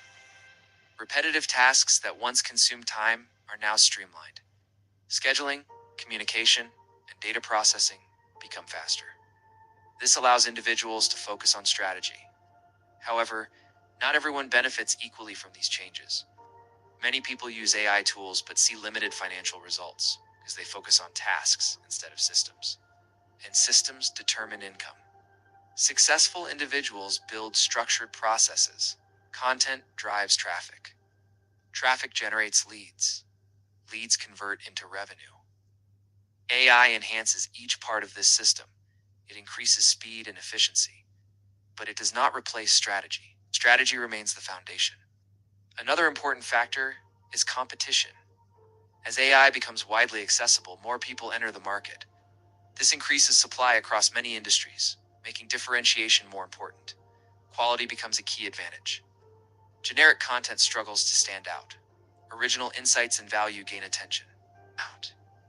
And attention drives income. There is also a shift in cost structures. Businesses can operate with fewer resources, reducing the barrier to entry, but also lowering margins in competitive spaces. Despite these challenges, the AI-driven economy continues expanding. New tools are developed constantly. Tech capabilities improve rapidly, and adoption increases across industries. 3 key insights define this transition. First, AI amplifies productivity rather than replacing effort.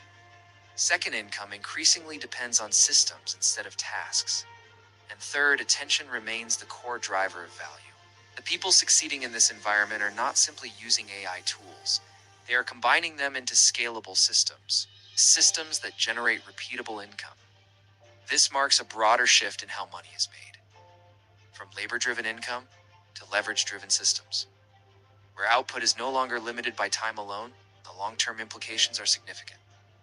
Work becomes more flexible, income becomes more diversified, and financial strategies evolve. The question is not whether AI will change the economy. It already is. The real question is how individuals adapt to this change. If you want more deep explanations about money systems, digital economies, and financial strategies, explore more videos on Wealth Finance 61. Like the video, subscribe to the channel, and share your thoughts in the comments. Many people believe income is directly tied to skill level. The higher the skill, the higher the income. And while this is often true, it is not the full picture. There exists another path. A path where income begins before advanced skills are developed. Not because skills are unnecessary, but because systems can come first. This idea challenges a common assumption. that people must become highly skilled before earning. In reality, many income systems allow beginners to start immediately. Learning happens during the process. The key concept is simple. Value does not always require creation. Sometimes it requires coordination, connecting demand with supply, facilitating transactions. One of the simplest examples is reselling. Products are sourced at one price and sold at a slightly higher price. The difference becomes profit. This does not require advanced expertise, but it does require understanding markets, which products are in demand, where they can be sourced efficiently. Another example is digital coordination, managing simple online tasks, posting content, handling basic customer interactions. These roles may appear small, but they sit inside larger systems that generate revenue, distribute tasks. Affiliate systems follow a similar pattern. Instead of creating products, individuals promote existing ones, earning a percentage of each sale. Again, the skill barrier is relatively low, but understanding audience behavior becomes important. Why people buy and what captures attention. Content curation is another entry point, collecting and organizing valuable information, sharing it in accessible formats, and attracting attention. Attention leads to opportunity, and opportunity leads to income through ads, partnerships, or product links. Even without advanced production skills, the common thread across these methods is clear. They operate within existing systems. Instead of building everything from scratch, they leverage structures that already exist. However, there is a critical transition point.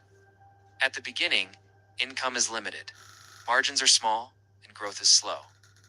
But over time, something changes. As individuals interact with these systems, they begin to understand them. Patterns become visible. They see where value is created, where inefficiencies exist, where improvements can be made. This is where skill development begins. Skills are not absent. They are delayed. Built through experience rather than preparation, and often more practical. At this stage, income can increase significantly. Systems can be optimized. Processes can be automated. Scale becomes possible. This is why the no-skill income idea can be misleading. It is not about avoiding skills. It is about entering the system early and building skills inside it. Another important factor is accessibility. These methods lower the barrier to entry, allowing more people to participate without significant upfront investment. But accessibility also increases competition. Many people attempt these methods, which means differentiation becomes important. Even at beginner levels, consistency becomes a key advantage. Showing up regularly, improving gradually, and learning from feedback. Over time, this consistency compounds. Small improvements accumulate, and performance increases, leading to better results. 3 lessons emerge from this structure. First, income can begin before mastery. Second, systems provide opportunities for beginners. And third, skills developed through action often become more valuable. The idea of no-skilled income is not about shortcuts. It is about entry points. It's ways to start participating in economic systems without waiting for perfection. The real advantage belongs to those who start early, observe carefully, and adapt continuously, turning simple beginnings into scalable outcomes. If you want more deep explanations about money systems, income strategies, and wealth building, explore more videos on Wealth Finance 61. Like the video, subscribe to the channel, and share your thoughts in the comments. For decades, the traditional job was considered the safest financial path. Education led to employment. Employment provided stable income. Stable income supported long-term security. This model shaped modern economies. Companies offered salaries in exchange for time and skills. Workers traded hours for predictable pay. The system appeared reliable. But beneath this stability, a limitation always existed. Income was directly tied to time. No matter how skilled an individual became, there were only so many hours available to sell. For many years, this limitation was accepted. Rising wages and economic growth masked the constraint. Careers advanced steadily. Financial progress felt achievable. But over time, the system began to change.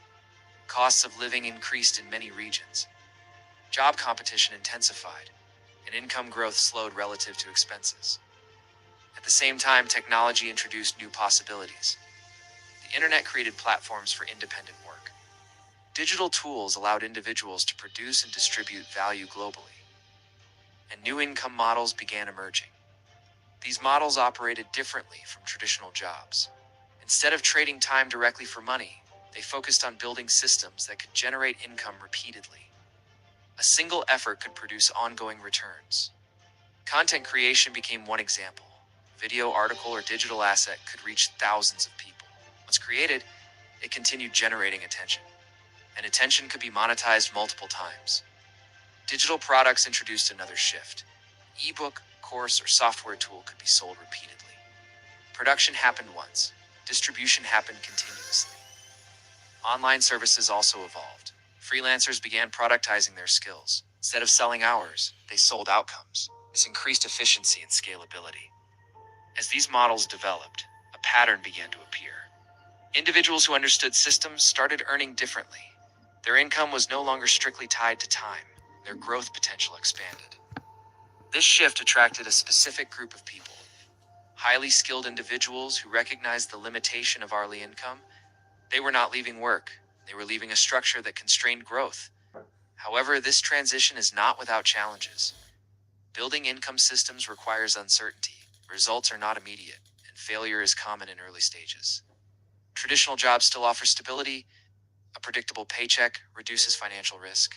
Benefits in structured environments provide security. These advantages remain valuable for many people.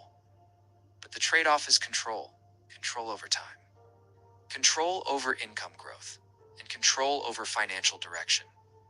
As more people evaluate these trade-offs, the workforce begins to shift gradually. Some remain within traditional systems. Others explore hybrid approaches. Working a job while building income systems on the side, testing ideas without fully leaving stability, gradually transitioning as systems become reliable. This approach reduces risk while expanding opportunity.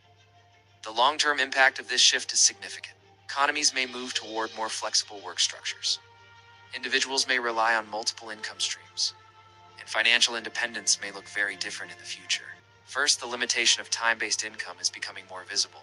Second, technology is enabling scalable income models. And third, financial strategy is shifting from jobs to systems. The decision to leave a traditional job is not universal. It depends on risk tolerance, skills, and personal goals. But the underlying economic change is clear.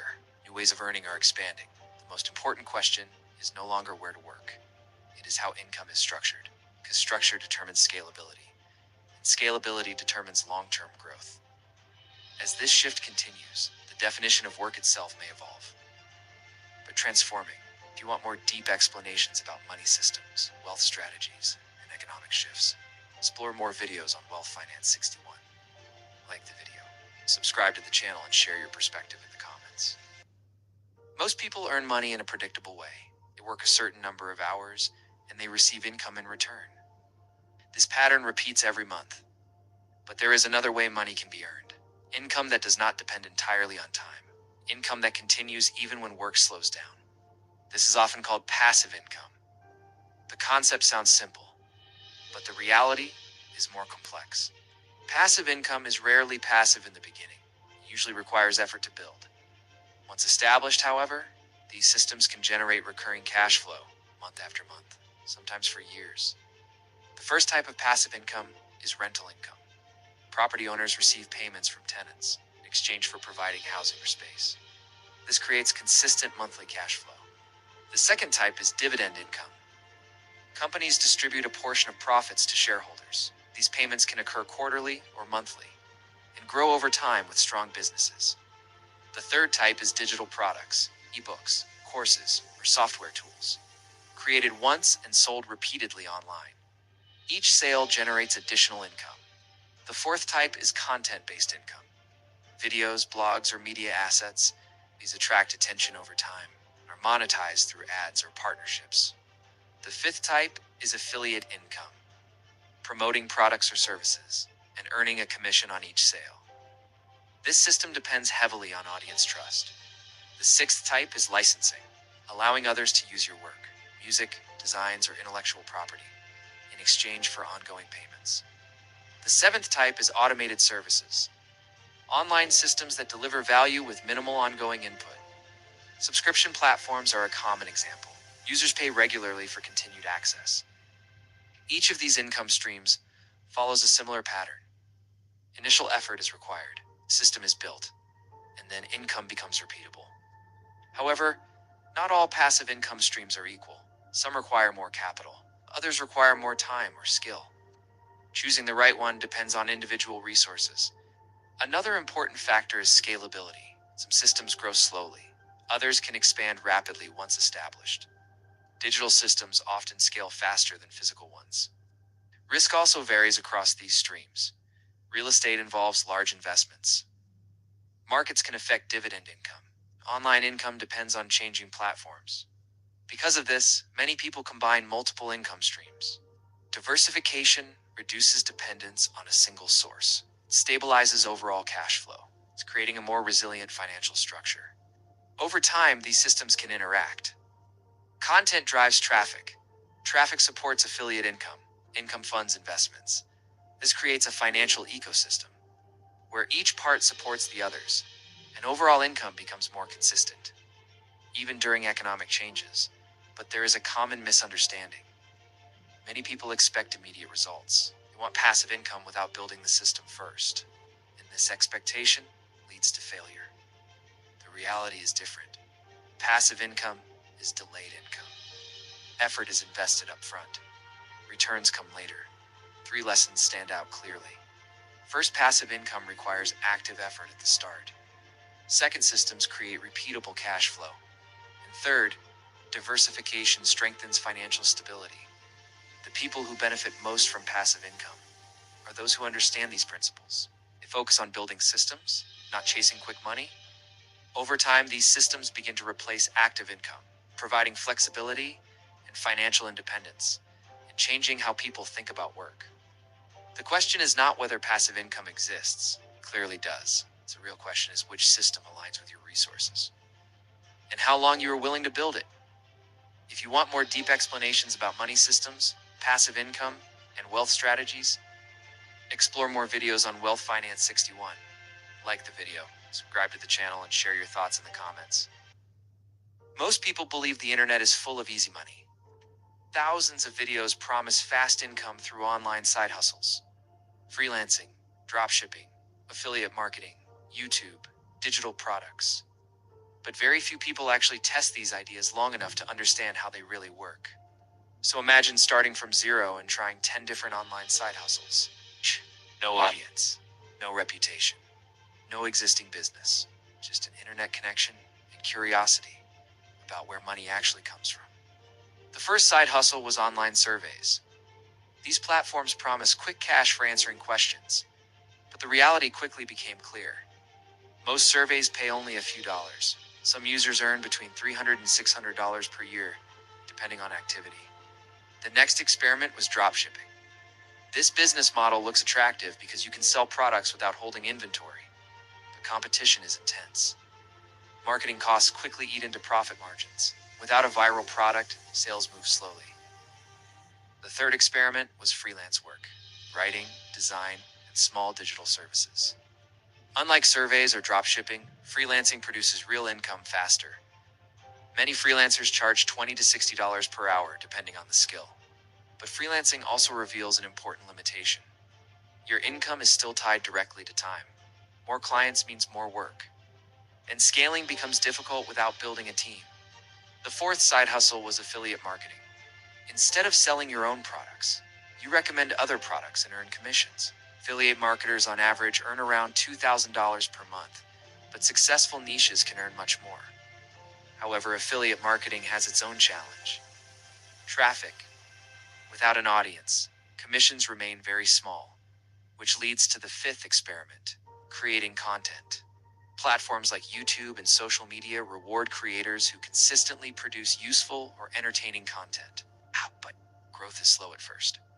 Many creators spend months building their first audience. Yet something interesting begins to happen once attention grows. Content becomes a gateway. Traffic flows into affiliate links. digital products, courses, and sponsorships. This is why content-driven side hustles can scale dramatically.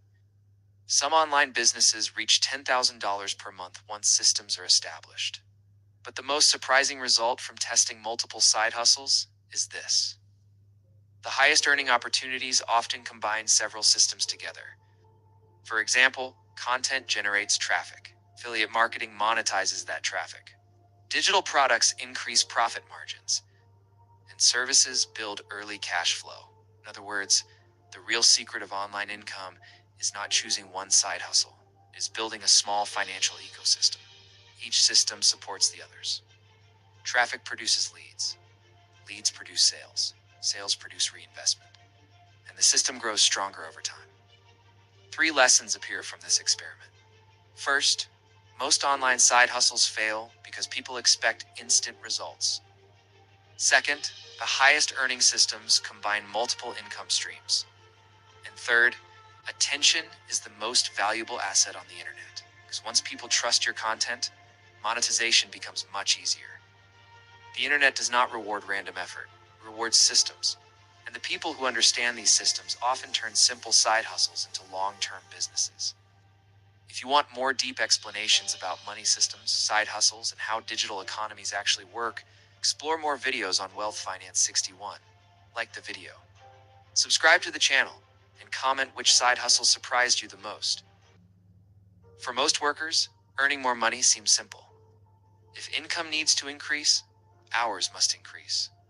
More shifts, more effort, more overtime, time becomes the main resource. Factories work this way. Corporate offices followed the same structure. Even modern freelance work often depends on hourly billing. Income grows only when time grows. This model shaped the modern workforce. Work longer, work harder, and the paycheck increases. But this system hides a quiet limitation. Time cannot expand forever. Every person has only 24 hours. Eventually, the system reaches a ceiling.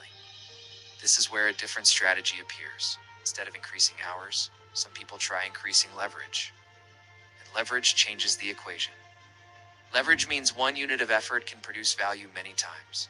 It separates income from time, and assets become the key.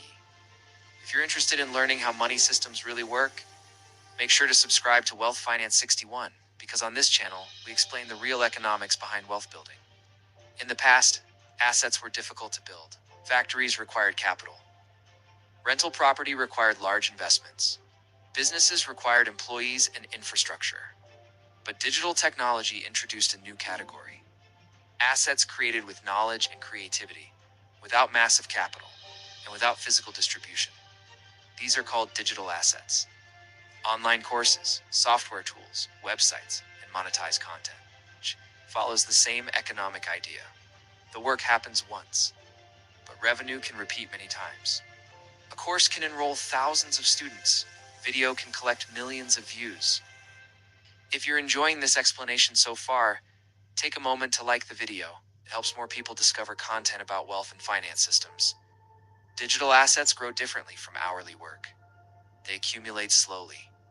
Each new asset creates another income channel, and the system expands layer by layer. One digital product becomes 2. A website becomes a network of content. An audience grows across platforms, and the system begins compounding. But the internet created competition as well. Anyone can create content. Anyone can launch a product. Attention has become the scarce resource. Algorithms decide visibility. Platforms control distribution. And distribution often determines revenue. Despite these challenges, digital assets continue spreading, because even small success can outperform over time in the long run. If you're learning something valuable here, comment below and tell me. Do you think digital assets will replace traditional income in the future? 3 lessons appear from this shift. Time is limited. Scalable assets multiply effort, and distribution systems determine success. If you want to keep learning about money, wealth systems, and digital economics, subscribe to Wealth Finance 61 and explore the other videos on this channel. Because in the digital era, the real question may not be how hard someone works, not how well they build systems that keep working for them. At first glance, $1,000 does not seem significant. For many people, it represents a small amount of savings, something easily spent or forgotten. But in wealth building, the meaning of money is different. Wealthy individuals do not evaluate money only by its size. They evaluate it by its potential. What can this amount become over time? How can it be multiplied? This shift in perspective changes everything. Because $1,000 is not treated as an endpoint. It is treated as the first unit in a system designed to grow. The first stage is not investing, it is positioning. Finding a way to use that capital to generate additional income. Even small increases matter at this stage. This might involve skills, services, or small opportunities. The goal is simple. Turn 1,000 into slightly more than 1,000, and repeat the process. At this point, the progress appears slow. Growth is measured in small increments, because the results do not look impressive. But this stage is critical, builds the foundation of the system. Income generation becomes consistent, and financial discipline begins forming. Once the system produces reliable returns, the second stage begins: reinvestment. Instead of spending profits, wealth builders recycle capital back into the system. This increases the size of each cycle, accelerates growth. Now the system starts compounding. Returns generate new returns. Each cycle becomes larger than the previous one, and the growth curve begins to change. At first, compounding feels slow. The increases are small relative to effort. But over time, the effect becomes visible. Growth begins accelerating. This is where most people misunderstand wealth. They focus on the early stage, where progress is minimal, and they assume the system does not work. But the real transformation happens later, when the system reaches a certain scale. Now each cycle produces meaningful gains, and momentum builds. At this stage, new opportunities appear. Larger investments become possible. More efficient systems can be created, and income sources diversify. Diversification becomes the next layer. Instead of relying on a single source, wealth builders create multiple streams, each contributing to the overall system. This reduces risk and stabilizes income, allowing the system to continue growing even when one part slows down. Over time, the structure becomes powerful. Income feeds investment. Investment feeds growth. Growth feeds more opportunities. This is how small capital transforms, not through one large event, but through repeated cycles of growth. It's building on the previous one. The journey from 1,000 to millions is not linear. It is exponential, slow at the beginning, faster as the system matures. 3 lessons stand out clearly. First, the amount of starting capital matters less than the system. Second, reinvestment is the engine of growth. And third, patience allows compounding to work. The surprising truth is that many people can start this process, but very few continue long enough, because the early stages test discipline. Discipline is often underestimated. The question is not whether $1,000 is enough. The question is whether the system built around it is strong. Because once the system works, the starting number becomes less important. And that is how wealth is quietly built. If you want more deep explanations about money systems, wealth building, and financial strategies, explore more videos on Wealth Finance 61. Like the video, subscribe to the channel, and share your thoughts in the comments. $500 seems small. For many people, it barely covers a week of expenses. But in wealth building, it can be more than just money. It can be a starting point for something much bigger. The key is perspective. Wealthy individuals do not see $500 as a limit. They see it as a unit in a larger system, a system that can multiply money over time. The first step is positioning. Choosing a place where the $500 can start generating more money. This could be a small investment, a micro business, or an opportunity that scales. The focus is not on immediate large returns. It's on creating a foundation. Next comes the principle of multiplication. The initial gains are small, perhaps turning $500 into $600 or $700. It seems insignificant at first, but these increments matter when repeated. Reinvestment is critical. Instead of cashing out early, profits are put back into the system. This creates cycles of growth. Each cycle becomes slightly larger than the previous one. Over time, Compounding accelerates results. $500 becomes $1,000, then $2,000. The momentum begins to work in favor of the system, and the growth curve starts to rise faster. Learning occurs simultaneously. Each iteration teaches lessons about timing, risk, and opportunity. Skills are built while money grows. The system becomes self-reinforcing. At a certain point, scale becomes possible. Opportunities that were unavailable at $500 open up at $5,000 or $10,000. The process expands. New avenues for income appear. Diversification is often introduced. The capital is spread across multiple streams.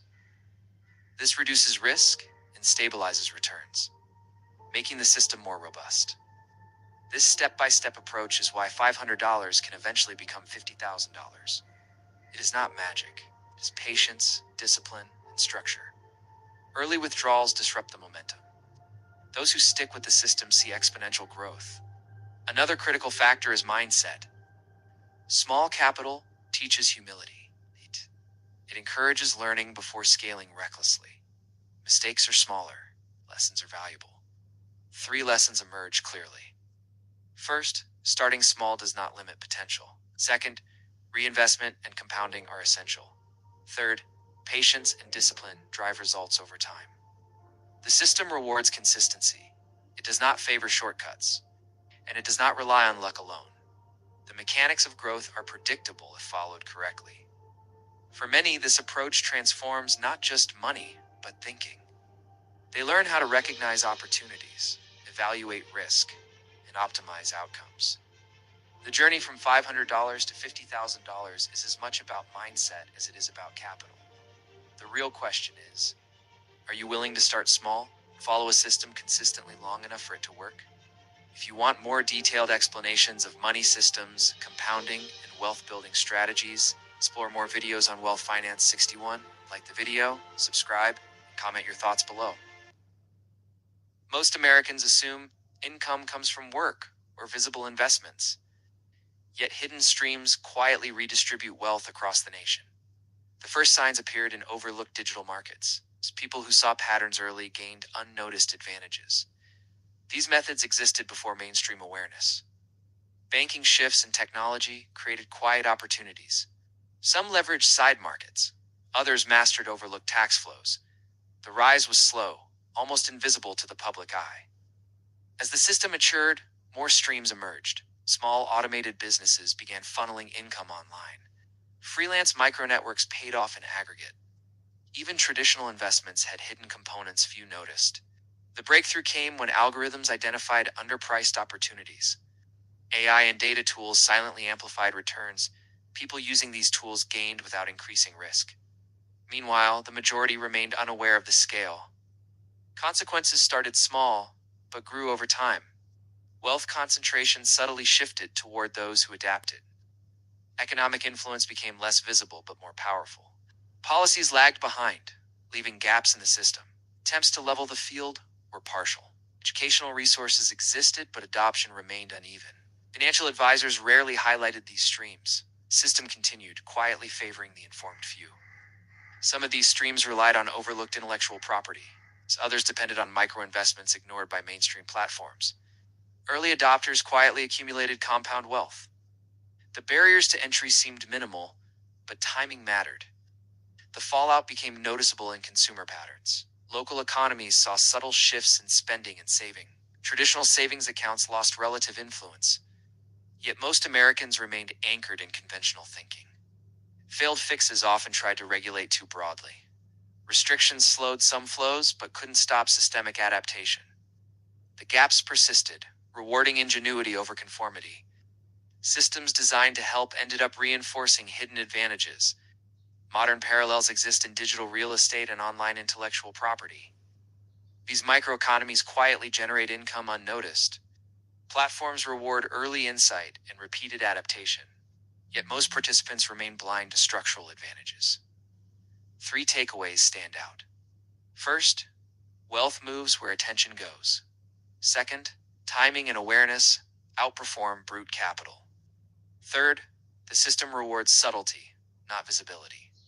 The warning is clear. The unseen economy grows faster than public perception. Those who ignore it risk lagging behind for years. The opportunity exists, but only if curiosity drives action. Understanding hidden streams is not just smart, it's essential. In conclusion, America's quiet money systems are shaping the next decade. Invisible cash flows reward those who study them. The majority will remain on the outside unless they adapt. What seems ordinary today could be extraordinary tomorrow. Take the first step by examining overlooked patterns in your own finances. Study early digital and alternative markets carefully. Observe how policy, technology, and behavior create hidden pathways. The real question: will you notice before it's too late? Investing often feels intimidating to beginners. Charts, markets, and financial terms create confusion. Many people delay starting, believing they need more knowledge or more money. But the reality is different. Investing at its core is simple. It is the process of putting money into systems that grow over time. The first step is starting small. Large capital is not required. Even modest amounts can begin the process. What matters is consistency. Regular contributions build momentum. Monthly investments create a steady flow. Each contribution adds to the base, and the system begins to take shape. At first, progress is slow. Returns appear minimal. Growth feels almost invisible. This is where most beginners lose patience. This stage is critical. It is where the foundation is built, where habits are formed, and where discipline is tested. Over time, compounding begins to work. Returns generate additional returns. Growth accelerates gradually, then more noticeably. This is the turning point, where money starts working independently. The system becomes self-reinforcing, and effort produces greater outcomes. Diversification is another key element.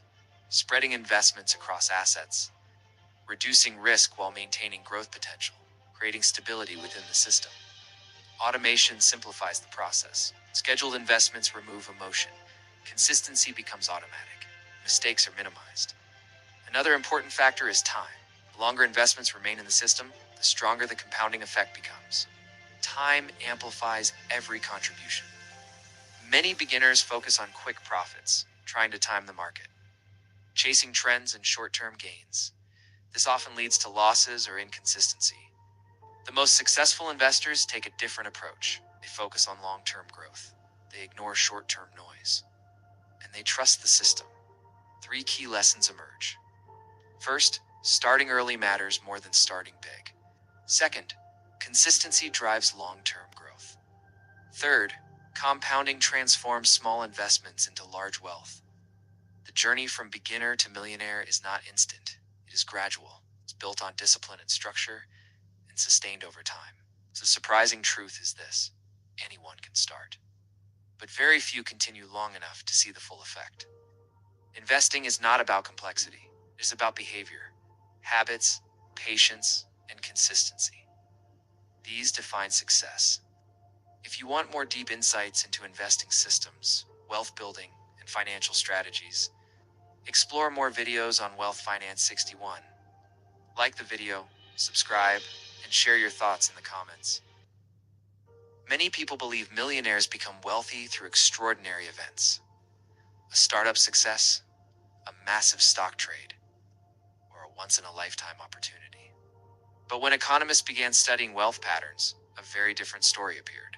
Most millionaires did not follow dramatic financial paths. Instead, they followed a quiet and repeatable strategy. This pattern appears across decades of financial research. Surveys of wealthy households consistently show similar habits.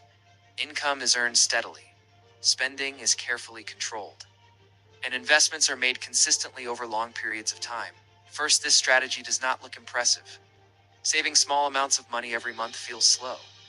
Investing gradually into assets appears ordinary. But time transforms this ordinary behavior into something powerful. The key mechanism behind this transformation is compounding. Compounding occurs when investment returns generate additional returns. Instead of growth happening once, it begins repeating year after year.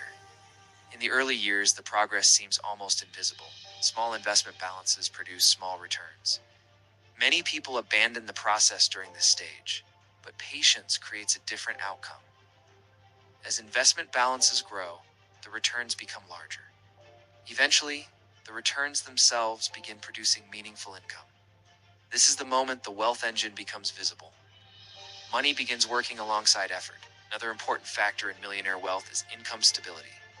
Many millionaires do not earn extreme salaries, but they consistently earn enough to maintain steady investment contributions. Consistency becomes more important than dramatic earnings spikes.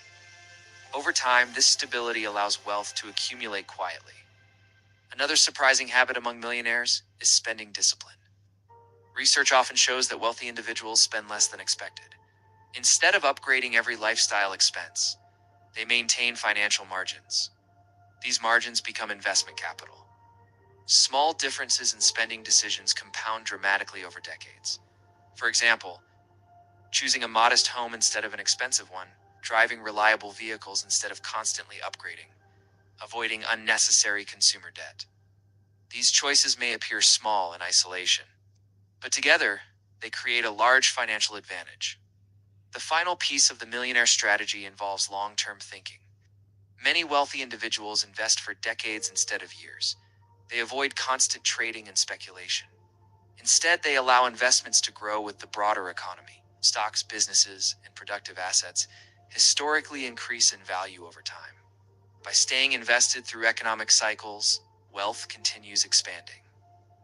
This long horizon protects investors from short-term market noise, as temporary downturns become part of the process instead of reasons to panic. When these three habits combine, something remarkable happens. Income produces savings. Savings produce investments. Investments produce compounding growth. Over time, this system becomes self-reinforcing. The wealth strategy that built most millionaires is not a secret formula. It is a financial structure, a structure built on consistency, patience, and discipline. Three lessons stand out from this pattern. First, wealth often grows slowly before it grows quickly. Second, consistent investing matters more than perfect timing. And third, controlling spending is just as powerful as increasing income. The surprising truth is that many people already understand these principles, but very few follow them long enough to see the results.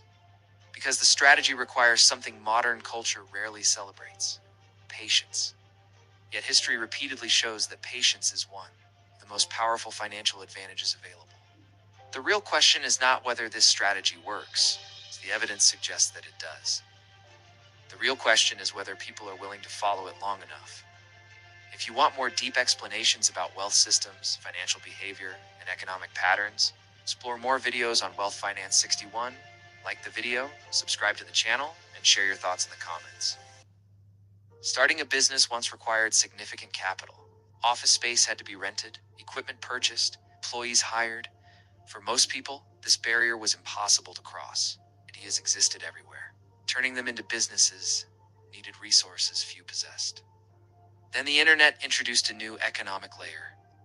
Digital infrastructure replaced physical infrastructure. Servers replaced storefronts.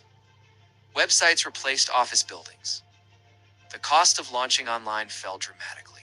What once required thousands could now start with far less. Today, a basic online system can sometimes be built with around $100. The experiment begins with a simple structure: a website or platform, product or service for a specific audience, a system that distributes value online. The website acts as the central hub. Visitors arrive through search engines, social media, or digital marketplaces. Traffic may start small, sometimes just a few people a day, but digital systems operate continuously. Every hour brings new opportunities. Unlike traditional work, the system does not stop when the creator rests. Content remains visible. Products remain available. Visitors can interact with the system at any time of day. The first sales may take weeks, sometimes months. Each transaction reveals a signal. The system is capable of producing value. Once this appears, the creator improves the structure. More content is added, more products introduced. Traffic channels expand. Algorithms distribute the content further. Growth may start slowly. Most digital systems remain flat at first. But once momentum appears, distribution scales rapidly. One article can attract thousands. One product recommendation spreads through communities. Traffic multiplies without extra advertising. Original investment becomes almost irrelevant. Real value lies in the system itself. Now, many online systems fail, not due to impossible ideas, but because creators quit too early. Persistence is rewarded. Algorithms favor consistent activity. Audiences respond to reliability. Systems improve with iteration. Competition also grows. Thousands of similar projects appear online. Tension becomes scarce. This forces differentiation. Better content, better design, better understanding. Trust transforms small projects. Visitors return. Recommendations spread organically. Revenue stabilizes. So over time, the system compounds. More traffic creates more data. Better data improves decisions. Better decisions increase revenue. A small website may evolve into multiple digital products, courses, tools, memberships, advertising partnerships. The system starts resembling a small media company. Content attracts attention. Products monetize it. Infrastructure keeps running. The transformation looks sudden from outside. Inside, it is hundreds of small adjustments over time. The original investment remains small, but the knowledge gained becomes extremely valuable. Creators start seeing opportunities everywhere, niches where audiences gather, problems waiting for solutions, information waiting to be organized. Each new project starts faster than the previous. Experience reduces uncertainty. Systems become more efficient. Digital assets accumulate. 3 lessons emerge. Small experiments can reveal large opportunities. Digital systems reward patience and iteration. Tension determines economic value. The idea of a $100 online system is not about guaranteed income. It is about accessibility. Anyone can attempt it. Even the smallest experiment in a global digital economy can grow into something far larger than expected. The power lies in the system, not the hours you work. A $100,000 salary seems like financial freedom. For many Americans, it feels like success, yet reality often tells a different story. High income doesn't automatically mean wealth. The first factor is lifestyle inflation. As income rises, spending rises in tandem. Luxury cars, bigger homes, fine dining, travel. Expenses expand to meet salary, leaving little savings. Debt adds another layer of complexity. Student loans, mortgages, credit cards, and auto loans consume cash flow. Even high pay can't counteract poor money management. Interest and obligations silently accumulate. Taxes also significantly reduce take-home pay. Federal, state, and local taxes claim a large portion. Without planning, $100,000 feels smaller than it seems. Many workers are surprised by their net income. Financial systems are crucial. Without structure, money flows freely and disappears. Wealthy individuals separate funds for spending, saving, and investing. This ensures money grows while life continues. Automation reinforces the strategy. Scheduled transfers send funds into investment and savings accounts automatically. This reduces human error and temptation. Discipline becomes a natural habit. Investments create compounding effects. Stocks, index funds, bonds, and retirement accounts multiply wealth over time. High earners often skip this step, believing salary is enough. Without investing, wealth stagnates. Behavior and mindset are equally critical. Delayed gratification, controlled spending, and informed choices matter more than raw income. The $100,000 salary can mask poor financial habits. Wealth is not just earned, it is structured and preserved. 3 key lessons emerge. First, income alone does not equal wealth. Second, separating spending, saving, and investing is essential. Third, automation and restraint. The trap is subtle. Paycheck size can give a false sense of security. Without systems, money leaks away, leaving high earners struggling to build real wealth. The contrast with the wealthy is clear. Both may earn similar salaries, but the wealthy implement systems that preserve and grow money. High income without strategy often leads to frustration and stagnation. Over time, proper money management and structured systems compound results. Discipline and planning turn high income into long-term wealth. Without these principles, Even $100,000 can feel insufficient. The $100,000 salary trap is a lesson in system design, not effort. If you want more insights into salary traps, money systems, and wealth building strategies, explore more videos on Wealth Finance 61. Like the video, subscribe, and share your thoughts in the comments. Across the United States, a common feeling has emerged. Everyday life is becoming more expensive. Groceries cost more, housing costs more. For many people, this feels sudden, as if prices changed overnight. But in reality, this process develops slowly, building over time beneath the surface. At the center of this shift is inflation, a gradual increase in the general price level. But inflation is not a single event. It is the result of multiple forces interacting. One of the primary drivers is money supply. When more money enters the economy, it increases purchasing power overall. But if supply does not increase equally, prices rise. This creates a simple but powerful dynamic.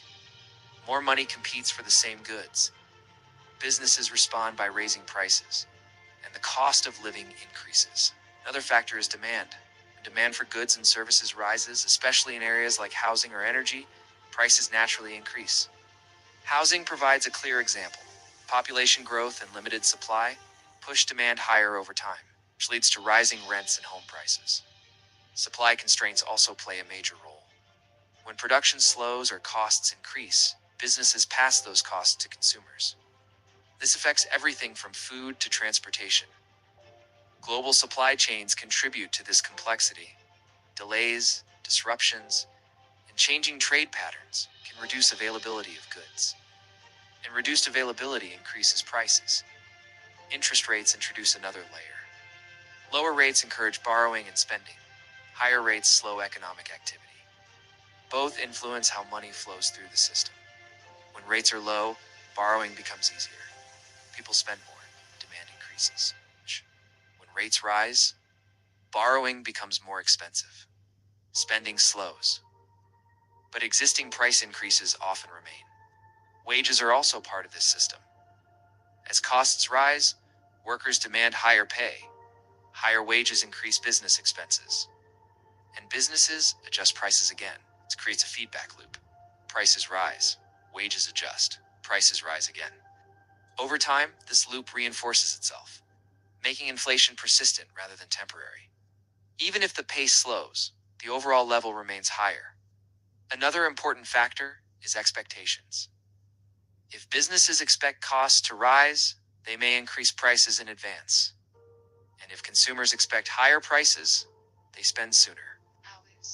This behavior accelerates the cycle, turning gradual changes into noticeable shifts, and reinforcing the perception that everything is getting expensive. However, not all prices rise equally. Some sectors experience faster increases. Housing, healthcare, and education often lead. While other goods may stabilize or fluctuate, technology can even reduce certain costs. Digital services often become cheaper over time, but essential living expenses tend to increase, which shapes overall perception. 3 key insights explain this phenomenon. First, inflation is driven by multiple interacting forces, not a single cause. Second, money supply and demand create upward pressure on prices. And third, economic systems tend to adjust slowly over time. The result is a gradual erosion of purchasing power. Money buys less than it did before. Even if income increases, it may not keep pace with costs. This is why the feeling of rising expenses persists. It is not only about prices increasing, it is about the relationship between income and cost, and how that balance shifts over time. The question is not whether prices will rise. History suggests they will. The real question is how individuals adapt to this system, because understanding the system changes how we respond to it. If you want more deep explanations about money systems, inflation, and economic behavior, explore more videos on Wealth Finance 61. Like the video, subscribe to the channel, and share your thoughts in the comments. You spent 12 years inside classrooms designed to prepare you for the future. Yet somehow, the future arrived with credit cards, student loans, and rising rent. Bowen explained how money moves through the system. That silence wasn't random. Modern schooling expanded rapidly during America's industrial boom. Factories needed disciplined workers who could follow schedules. Corporations needed literate employees who respected hierarchy. The economy needed stability more than ownership. So the curriculum evolved around compliance and consistency. Math was taught for calculation, not capital allocation. History was taught for dates, not debt cycles. Success meant employment, not equity. This model worked for decades. Wages rose alongside productivity. A single income could support a household. Pensions rewarded loyalty over risk, but something quietly shifted. Productivity kept climbing while wage growth slowed. Asset prices accelerated faster than salaries, and ownership began separating from labor. Those who understood stocks, real estate, and equity multiplied wealth. Those who only understood paychecks felt inflation first. The gap didn't explode overnight. It widened slowly, almost invisibly. Meanwhile, financial education remained optional. Budgeting was treated as personal responsibility. System-level money creation was rarely discussed. Compound interest was a formula, not a force. Student debt expanded dramatically. Credit became easier to access than assets. Young graduates entered adulthood already leveraged. And few understood the cost of that leverage. Here is where incentives matter. An employee trades time for income. An owner controls assets that produce income. The system rewards both differently. When you depend only on wages, inflation feels like pressure. When you hold appreciating assets, inflation can feel like lift. Same economy, different outcomes. The curriculum rarely highlighted that contrast. Some reforms attempted to introduce financial literacy. Short workshops, optional electives, scattered programs, but the core structure remained unchanged. Schools still prioritized employment pathways. Meanwhile, technology accelerated capital concentration. Equity in major firms generated exponential returns. Housing shortages pushed property values upward, and asset holders gained structural advantage. The breaking point is subtle. Young workers question why degrees no longer guarantee stability. Households rely on dual incomes to maintain lifestyle. Retirement feels distant despite full-time work. At the same time, information is everywhere. Investing platforms are accessible. Markets are discussed on social media daily. Curiosity about ownership is rising, so the question becomes larger than school. Was education designed to create wealth builders, or was it built to sustain economic order? Understanding intent changes perspective. This is not conspiracy or blame. It is incentive alignment. Institutions evolve to serve economic needs, and those needs shift over time. Today's economy rewards capital efficiency. Assets scale faster than labor hours. Debt magnifies both gains and losses. Financial literacy is no longer optional. The real lesson was never hidden. It was simply never central. We were taught how to earn. We were not systematically taught how to own. 3 takeaways emerge clearly. First, income alone rarely builds lasting wealth. Second, understanding assets changes your leverage in the system. Third, incentives explain outcomes better than intentions. If the cost of living continues rising faster than wages, ownership becomes less optional and more essential. The system will keep functioning as designed. The only question is where you stand within it. Hey everyone, welcome back to Wealth Finance 61. Let's get into it. The best financial advice you will ever hear sounds almost irresponsible at first. It does not promise wealth, early retirement, or secret investment formulas. Instead, it challenges the very story we are taught about money. Because the greatest financial risk is not losing money, but misunderstanding what money is. For most of history, money was a measure of value anchored to something tangible. Gold, silver, and scarce commodities constrained how much could exist. This limitation shaped empires, wars, and political power. Scarcity forced discipline, and discipline defined economic survival. The modern era quietly replaced this world with a new architecture. Money became largely detached from physical constraints. Credit, not currency, emerged as the dominant force, and debt transformed from temporary tool into permanent foundation. This transformation did not happen suddenly, nor accidentally. Governments discovered that borrowing expanded possibilities without immediate pain. Banking systems learned that lending effectively created new purchasing power. Growth accelerated, but so did dependence on ever-expanding obligations. Central banking rose as the manager of this delicate equilibrium. Stability required intervention, liquidity, and continuous calibration. Crises became moments of restructuring rather than collapse. Each rescue reinforced the system's authority and complexity. The breaking point was never a single event, but a repeating cycle. Excess credit fueled expansion, optimism, and speculative confidence. Imbalances accumulated invisibly beneath rising asset prices.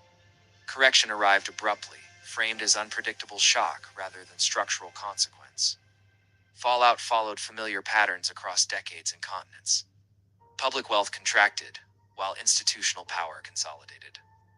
Emergency measures normalized extraordinary interventions. Temporary policies hardened into permanent features of governance. Failed fixes multiplied because they addressed symptoms instead of mechanisms. Lower interest rates encouraged more borrowing, not less fragility. Liquidity injections preserved valuations without resolving underlying distortions. Debt burdens shifted but rarely diminished in absolute terms. The modern world reflects these dynamics with remarkable consistency. Global debt now exceeds multiples of total economic output. Financial markets react violently to even minor policy adjustments. Stability increasingly depends on confidence rather than fundamental balance. The paradox is subtle yet profound. Systems designed to manage risk often amplify systemic exposure. Mechanisms meant to ensure resilience encourage greater leverage. Apparent safety masks, structural dependency on perpetual expansion. Here lies the advice rarely articulated with sufficient clarity. Personal finance exists within, not outside, these macroeconomic realities. Individuals cannot control monetary systems or debt cycles, but they can control their vulnerability to them. First, prioritize resilience over optimization or theoretical maximum returns. Fragile strategies collapse under conditions models rarely predict accurately. Second, treat debt cautiously, understanding its asymmetric consequences. Leverage magnifies outcomes but removes freedom during contraction. Third, recognize that liquidity and optionality possess hidden strategic value. Flexibility often outweighs nominal gains achieved through rigid commitments.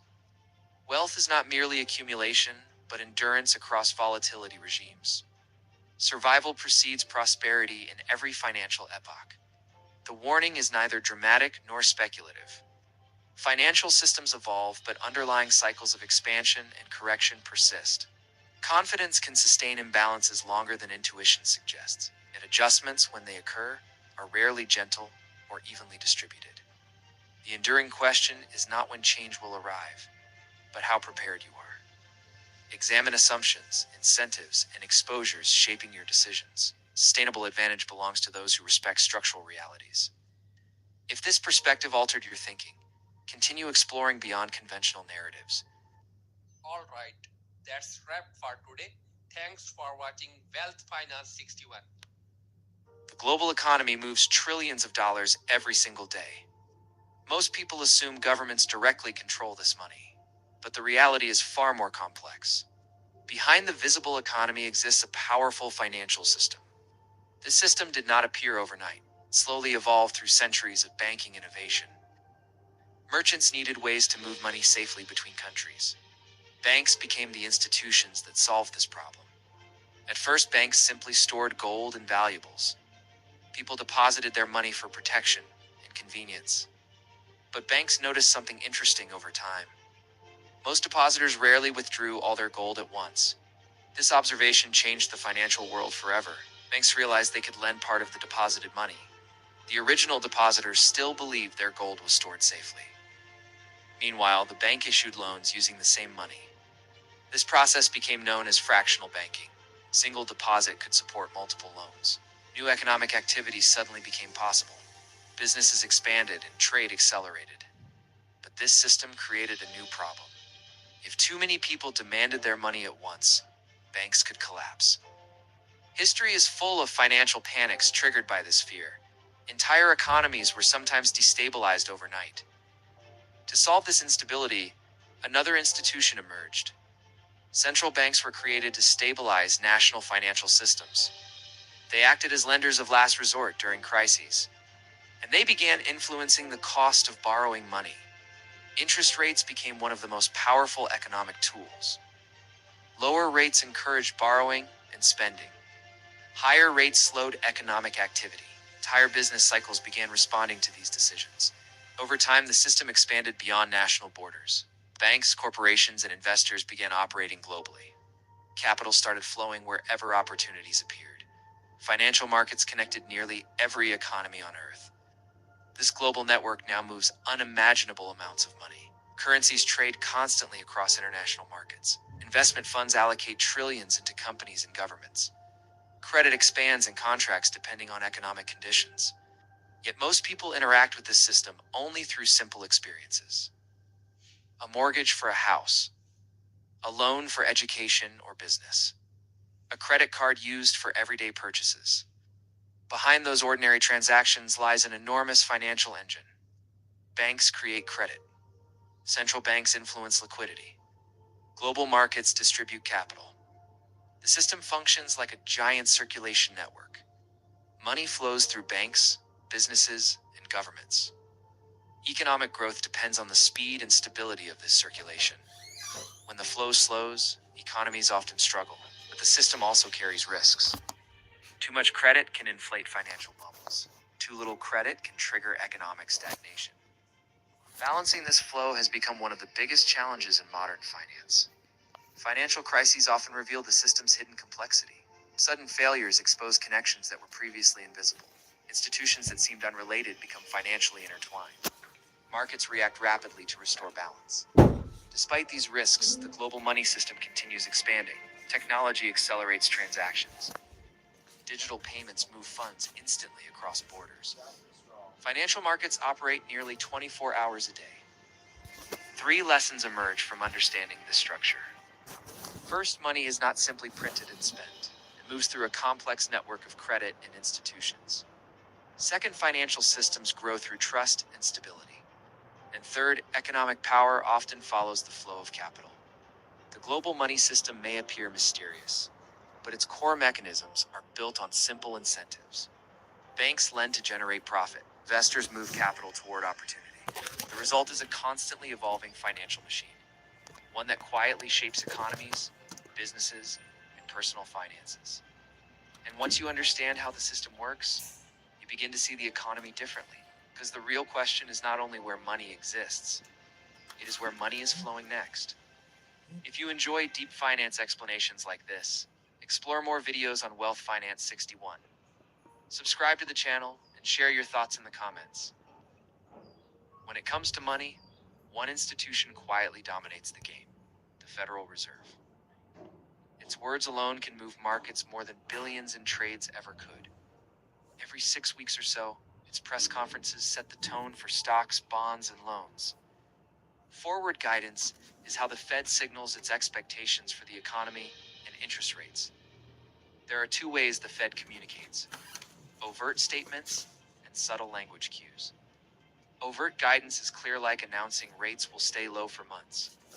Subtle guidance requires parsing phrases like maximum employment achieved or labor market softening. Wall Street treats every word as a signal for where policy might go next. In 2022, the Fed hiked interest rates 7 times, an unusually rapid pace. Stocks responded immediately, and investors scrambled to adjust positions. Beyond rates, the Fed's balance sheet actions, buying or letting bonds mature, move markets silently. These moves add or remove liquidity, indirectly affecting stock prices and valuations. Forward guidance works because expectations shape behavior. If investors believe rates will rise, borrowing slows, spending adjusts, and markets shift. This creates a feedback loop. Words influence markets, markets influence behavior. Behavior influences the economy. Yet it's never perfect. External forces often outweigh Fed statements. The history of forward guidance is surprisingly recent. Before the 1990s, the Fed rarely released policy statements or projections. Decisions were communicated weeks after the fact, leaving markets in the dark. The housing crisis and financial collapse of 2008 made transparency essential. Chairman Bernanke pioneered forward guidance as rates hit zero during the Great Recession. Without the ability to lower rates further, signaling became a primary tool. The Fed promised extended low rates, reassuring markets during economic uncertainty. Investors began interpreting statements and plots as real-time market cues. THE plots are visual representations of each committee member's rate expectations. Every point shows how high or low members believe rates will go in the future. These charts, released quarterly, become a map of investor expectations. Even small shifts in dots can trigger major market reactions. Forward guidance isn't only about rates. Large-scale asset purchases, or quantitative easing, inject liquidity into markets. During the pandemic, the Fed's balance sheet swelled close to $9 trillion. Reducing it, now quantitative tightening carries even larger effects than rate hikes. The Fed's credibility depends on consistency, saying what it will do and then doing it. Yet policymakers must maintain flexibility for unforeseen economic shocks, like the inflation crises of the 1970s and 1980s, shape today's approach. Acting too late can create runaway inflation, while acting too soon can stall growth. The advice on Wall Street is simple. Don't fight the Fed. When rates are rising, markets often struggle, and risk-taking must be limited. When rates are low, liquidity fuels opportunities, but only if you understand the signals. Ignoring guidance or misreading cues can cost investors dearly. Even today, interpretation is key. Powell's words during the pandemic indicated low rates and continued bond purchases. Markets reacted slowly at first, then dramatically once the implications became clear. Timing, context, and subtle wording make all the difference in strategy. Forward guidance affects everyday life, not just Wall Street. Mortgages, car loans, and credit rates move in sync with Fed policy. Understanding these signals helps households plan borrowing and savings more effectively. The Fed's words ripple through the economy long before numbers appear in reports. Ultimately, forward guidance is both powerful and limited. It shapes expectations, but cannot fully control market behavior or human reactions. Still, reading the signals provides insights unavailable to the average investor. Learning the Fed's language is understanding the invisible hand behind money flows. 3 takeaways. Pay attention to rates, parse statements carefully, and watch balance sheet actions. Forward guidance is a tool for shaping economic expectations and stabilizing markets. Even subtle wording changes can ripple through financial systems globally. Failing to understand it leaves investors reacting instead of anticipating. The Fed controls more than interest rates. It controls narratives. How markets respond depends on belief, interpretation, and global context. And while not omnipotent, its signals dictate behavior for billions of dollars. Follow the guidance carefully, and you see the future before it arrives. Hey everyone, welcome back to Wealth Finance 61. Let's get into it. What if money is not a thing, but a story we collectively agree to believe? Entire civilizations have risen and collapsed based on that fragile shared fiction. Gold once anchored that belief with weight, scarcity, and physical certainty. But certainty itself would become the first casualty of financial evolution. For thousands of years, gold appeared immune to human manipulation and political whim. It did not rust, decay, or multiply at the command of kings. Its rarity imposed discipline on rulers and constraints on reckless expansion. That constraint, however, would eventually collide with modern economic ambition. As trade expanded, physical metal became increasingly inconvenient for growing economies. Transporting large quantities of gold was slow, costly, and dangerously impractical. Banks emerged as custodians, promising safety while issuing paper claims against reserves. Trust quietly began migrating from metal itself to financial intermediaries. Paper money introduced a powerful abstraction that reshaped economic behavior. Value no longer required physical possession, but confidence in institutional credibility. As long as redemption remained possible, the illusion felt stable and rational. Yet stability built on belief alone contains vulnerabilities invisible during prosperity. Periodic banking panics exposed the structural weakness beneath this monetary arrangement. When fear spread, redemption demands surged beyond what vaults could satisfy simultaneously. Even solvent institutions collapsed under the mathematics of collective withdrawal. Confidence, once fractured, proved more volatile than any commodity price. Policymakers sought a solution capable of containing these recurrent financial crises. Centralization appeared to offer coordination, elasticity, and emergency liquidity in turmoil. The creation of the Federal Reserve marked a turning point in monetary authority. Power over currency gradually consolidated into a single systemic actor. The new framework promised stability by managing reserves and smoothing credit cycles. Interest rates became policy tools rather than market outcomes alone. Money supply adjustments aimed to counter contractions and prevent destructive deflationary spirals. Economic management replaced passive adherence to metallic constraints. Early successes encouraged confidence in active intervention and macroeconomic steering. Lower borrowing costs stimulated investment, consumption, and speculative enthusiasm alike. Asset prices surged, reinforcing optimism and masking accumulating systemic imbalances.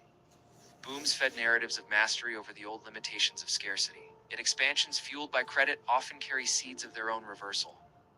Excess leverage magnifies gains while quietly amplifying fragility beneath surface prosperity. When expectations shift, liquidity evaporates faster than confidence can be restored.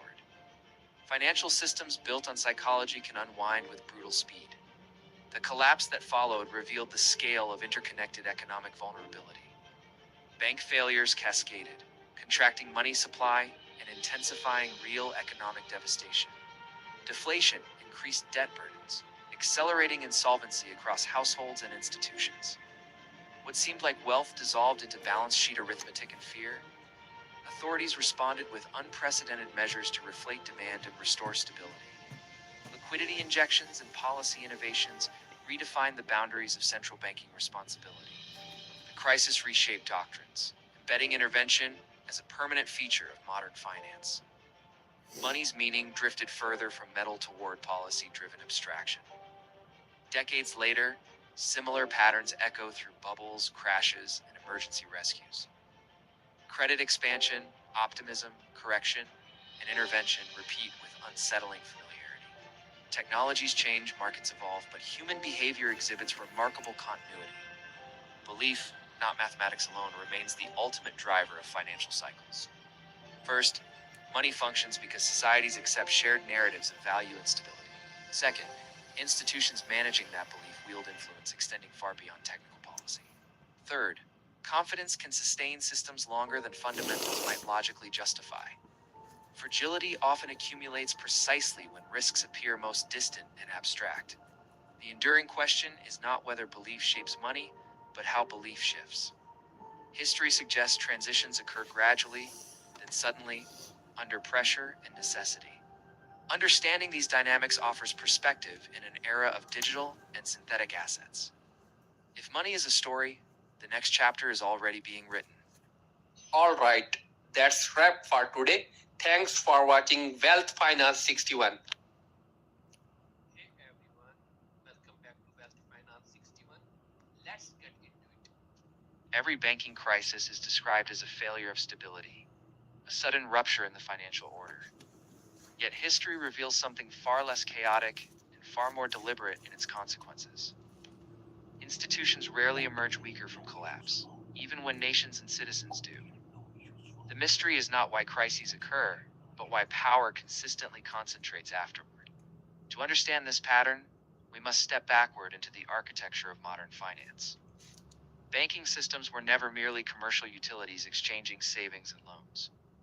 They evolved as mechanisms for credit creation, leverage, and economic coordination.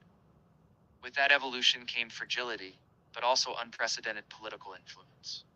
Early banks operated within tangible limits imposed by metal reserves and settlement constraints. Credit expansion was restrained by physical redemption, imposing discipline through scarcity. Financial panics did occur, but their scale remained locally contained. Systemic dominance required something more elastic than gold. The 19th century marked a decisive shift towards centralized monetary authority. Lenders of last resort emerged as guardians against liquidity shortages. The promise was stability, but their existence transformed incentives throughout banking. Risk could now be socialized, losses potentially absorbed beyond individual institutions. This safety net altered behavior in ways rarely acknowledged at the time. Banks expanded balance sheets, knowing emergencies would trigger extraordinary support. Credit cycles intensified, booms grew larger, and contractions became more destructive. Fragility was no longer accidental, but structurally embedded. The early 20th century provided the first global demonstration of this dynamic. Credit expansion, war finance, and speculative excess intertwined across continents. Monetary authorities attempted coordination without fully understanding systemic consequences. Stability mechanisms inadvertently amplified underlying vulnerabilities. The Great Depression stands as the defining rupture in financial memory. Thousands of banks failed, output collapsed, and unemployment soared beyond precedent. Conventional narratives describe regulatory absence and policy error as primary causes. Less examined is what followed the devastation. In response to collapse, governments expanded supervisory and monetary powers dramatically. Central banks gained new mandates, instruments, and political legitimacy. Deposit guarantees redefined relationships between citizens, banks, and the state. Financial authority migrated upward, away from dispersed private actors. The crisis did not merely reshape banking, it reconfigured governance itself. Economic management became inseparable from monetary intervention and credit allocation. Emergency powers evolved into permanent institutional capabilities.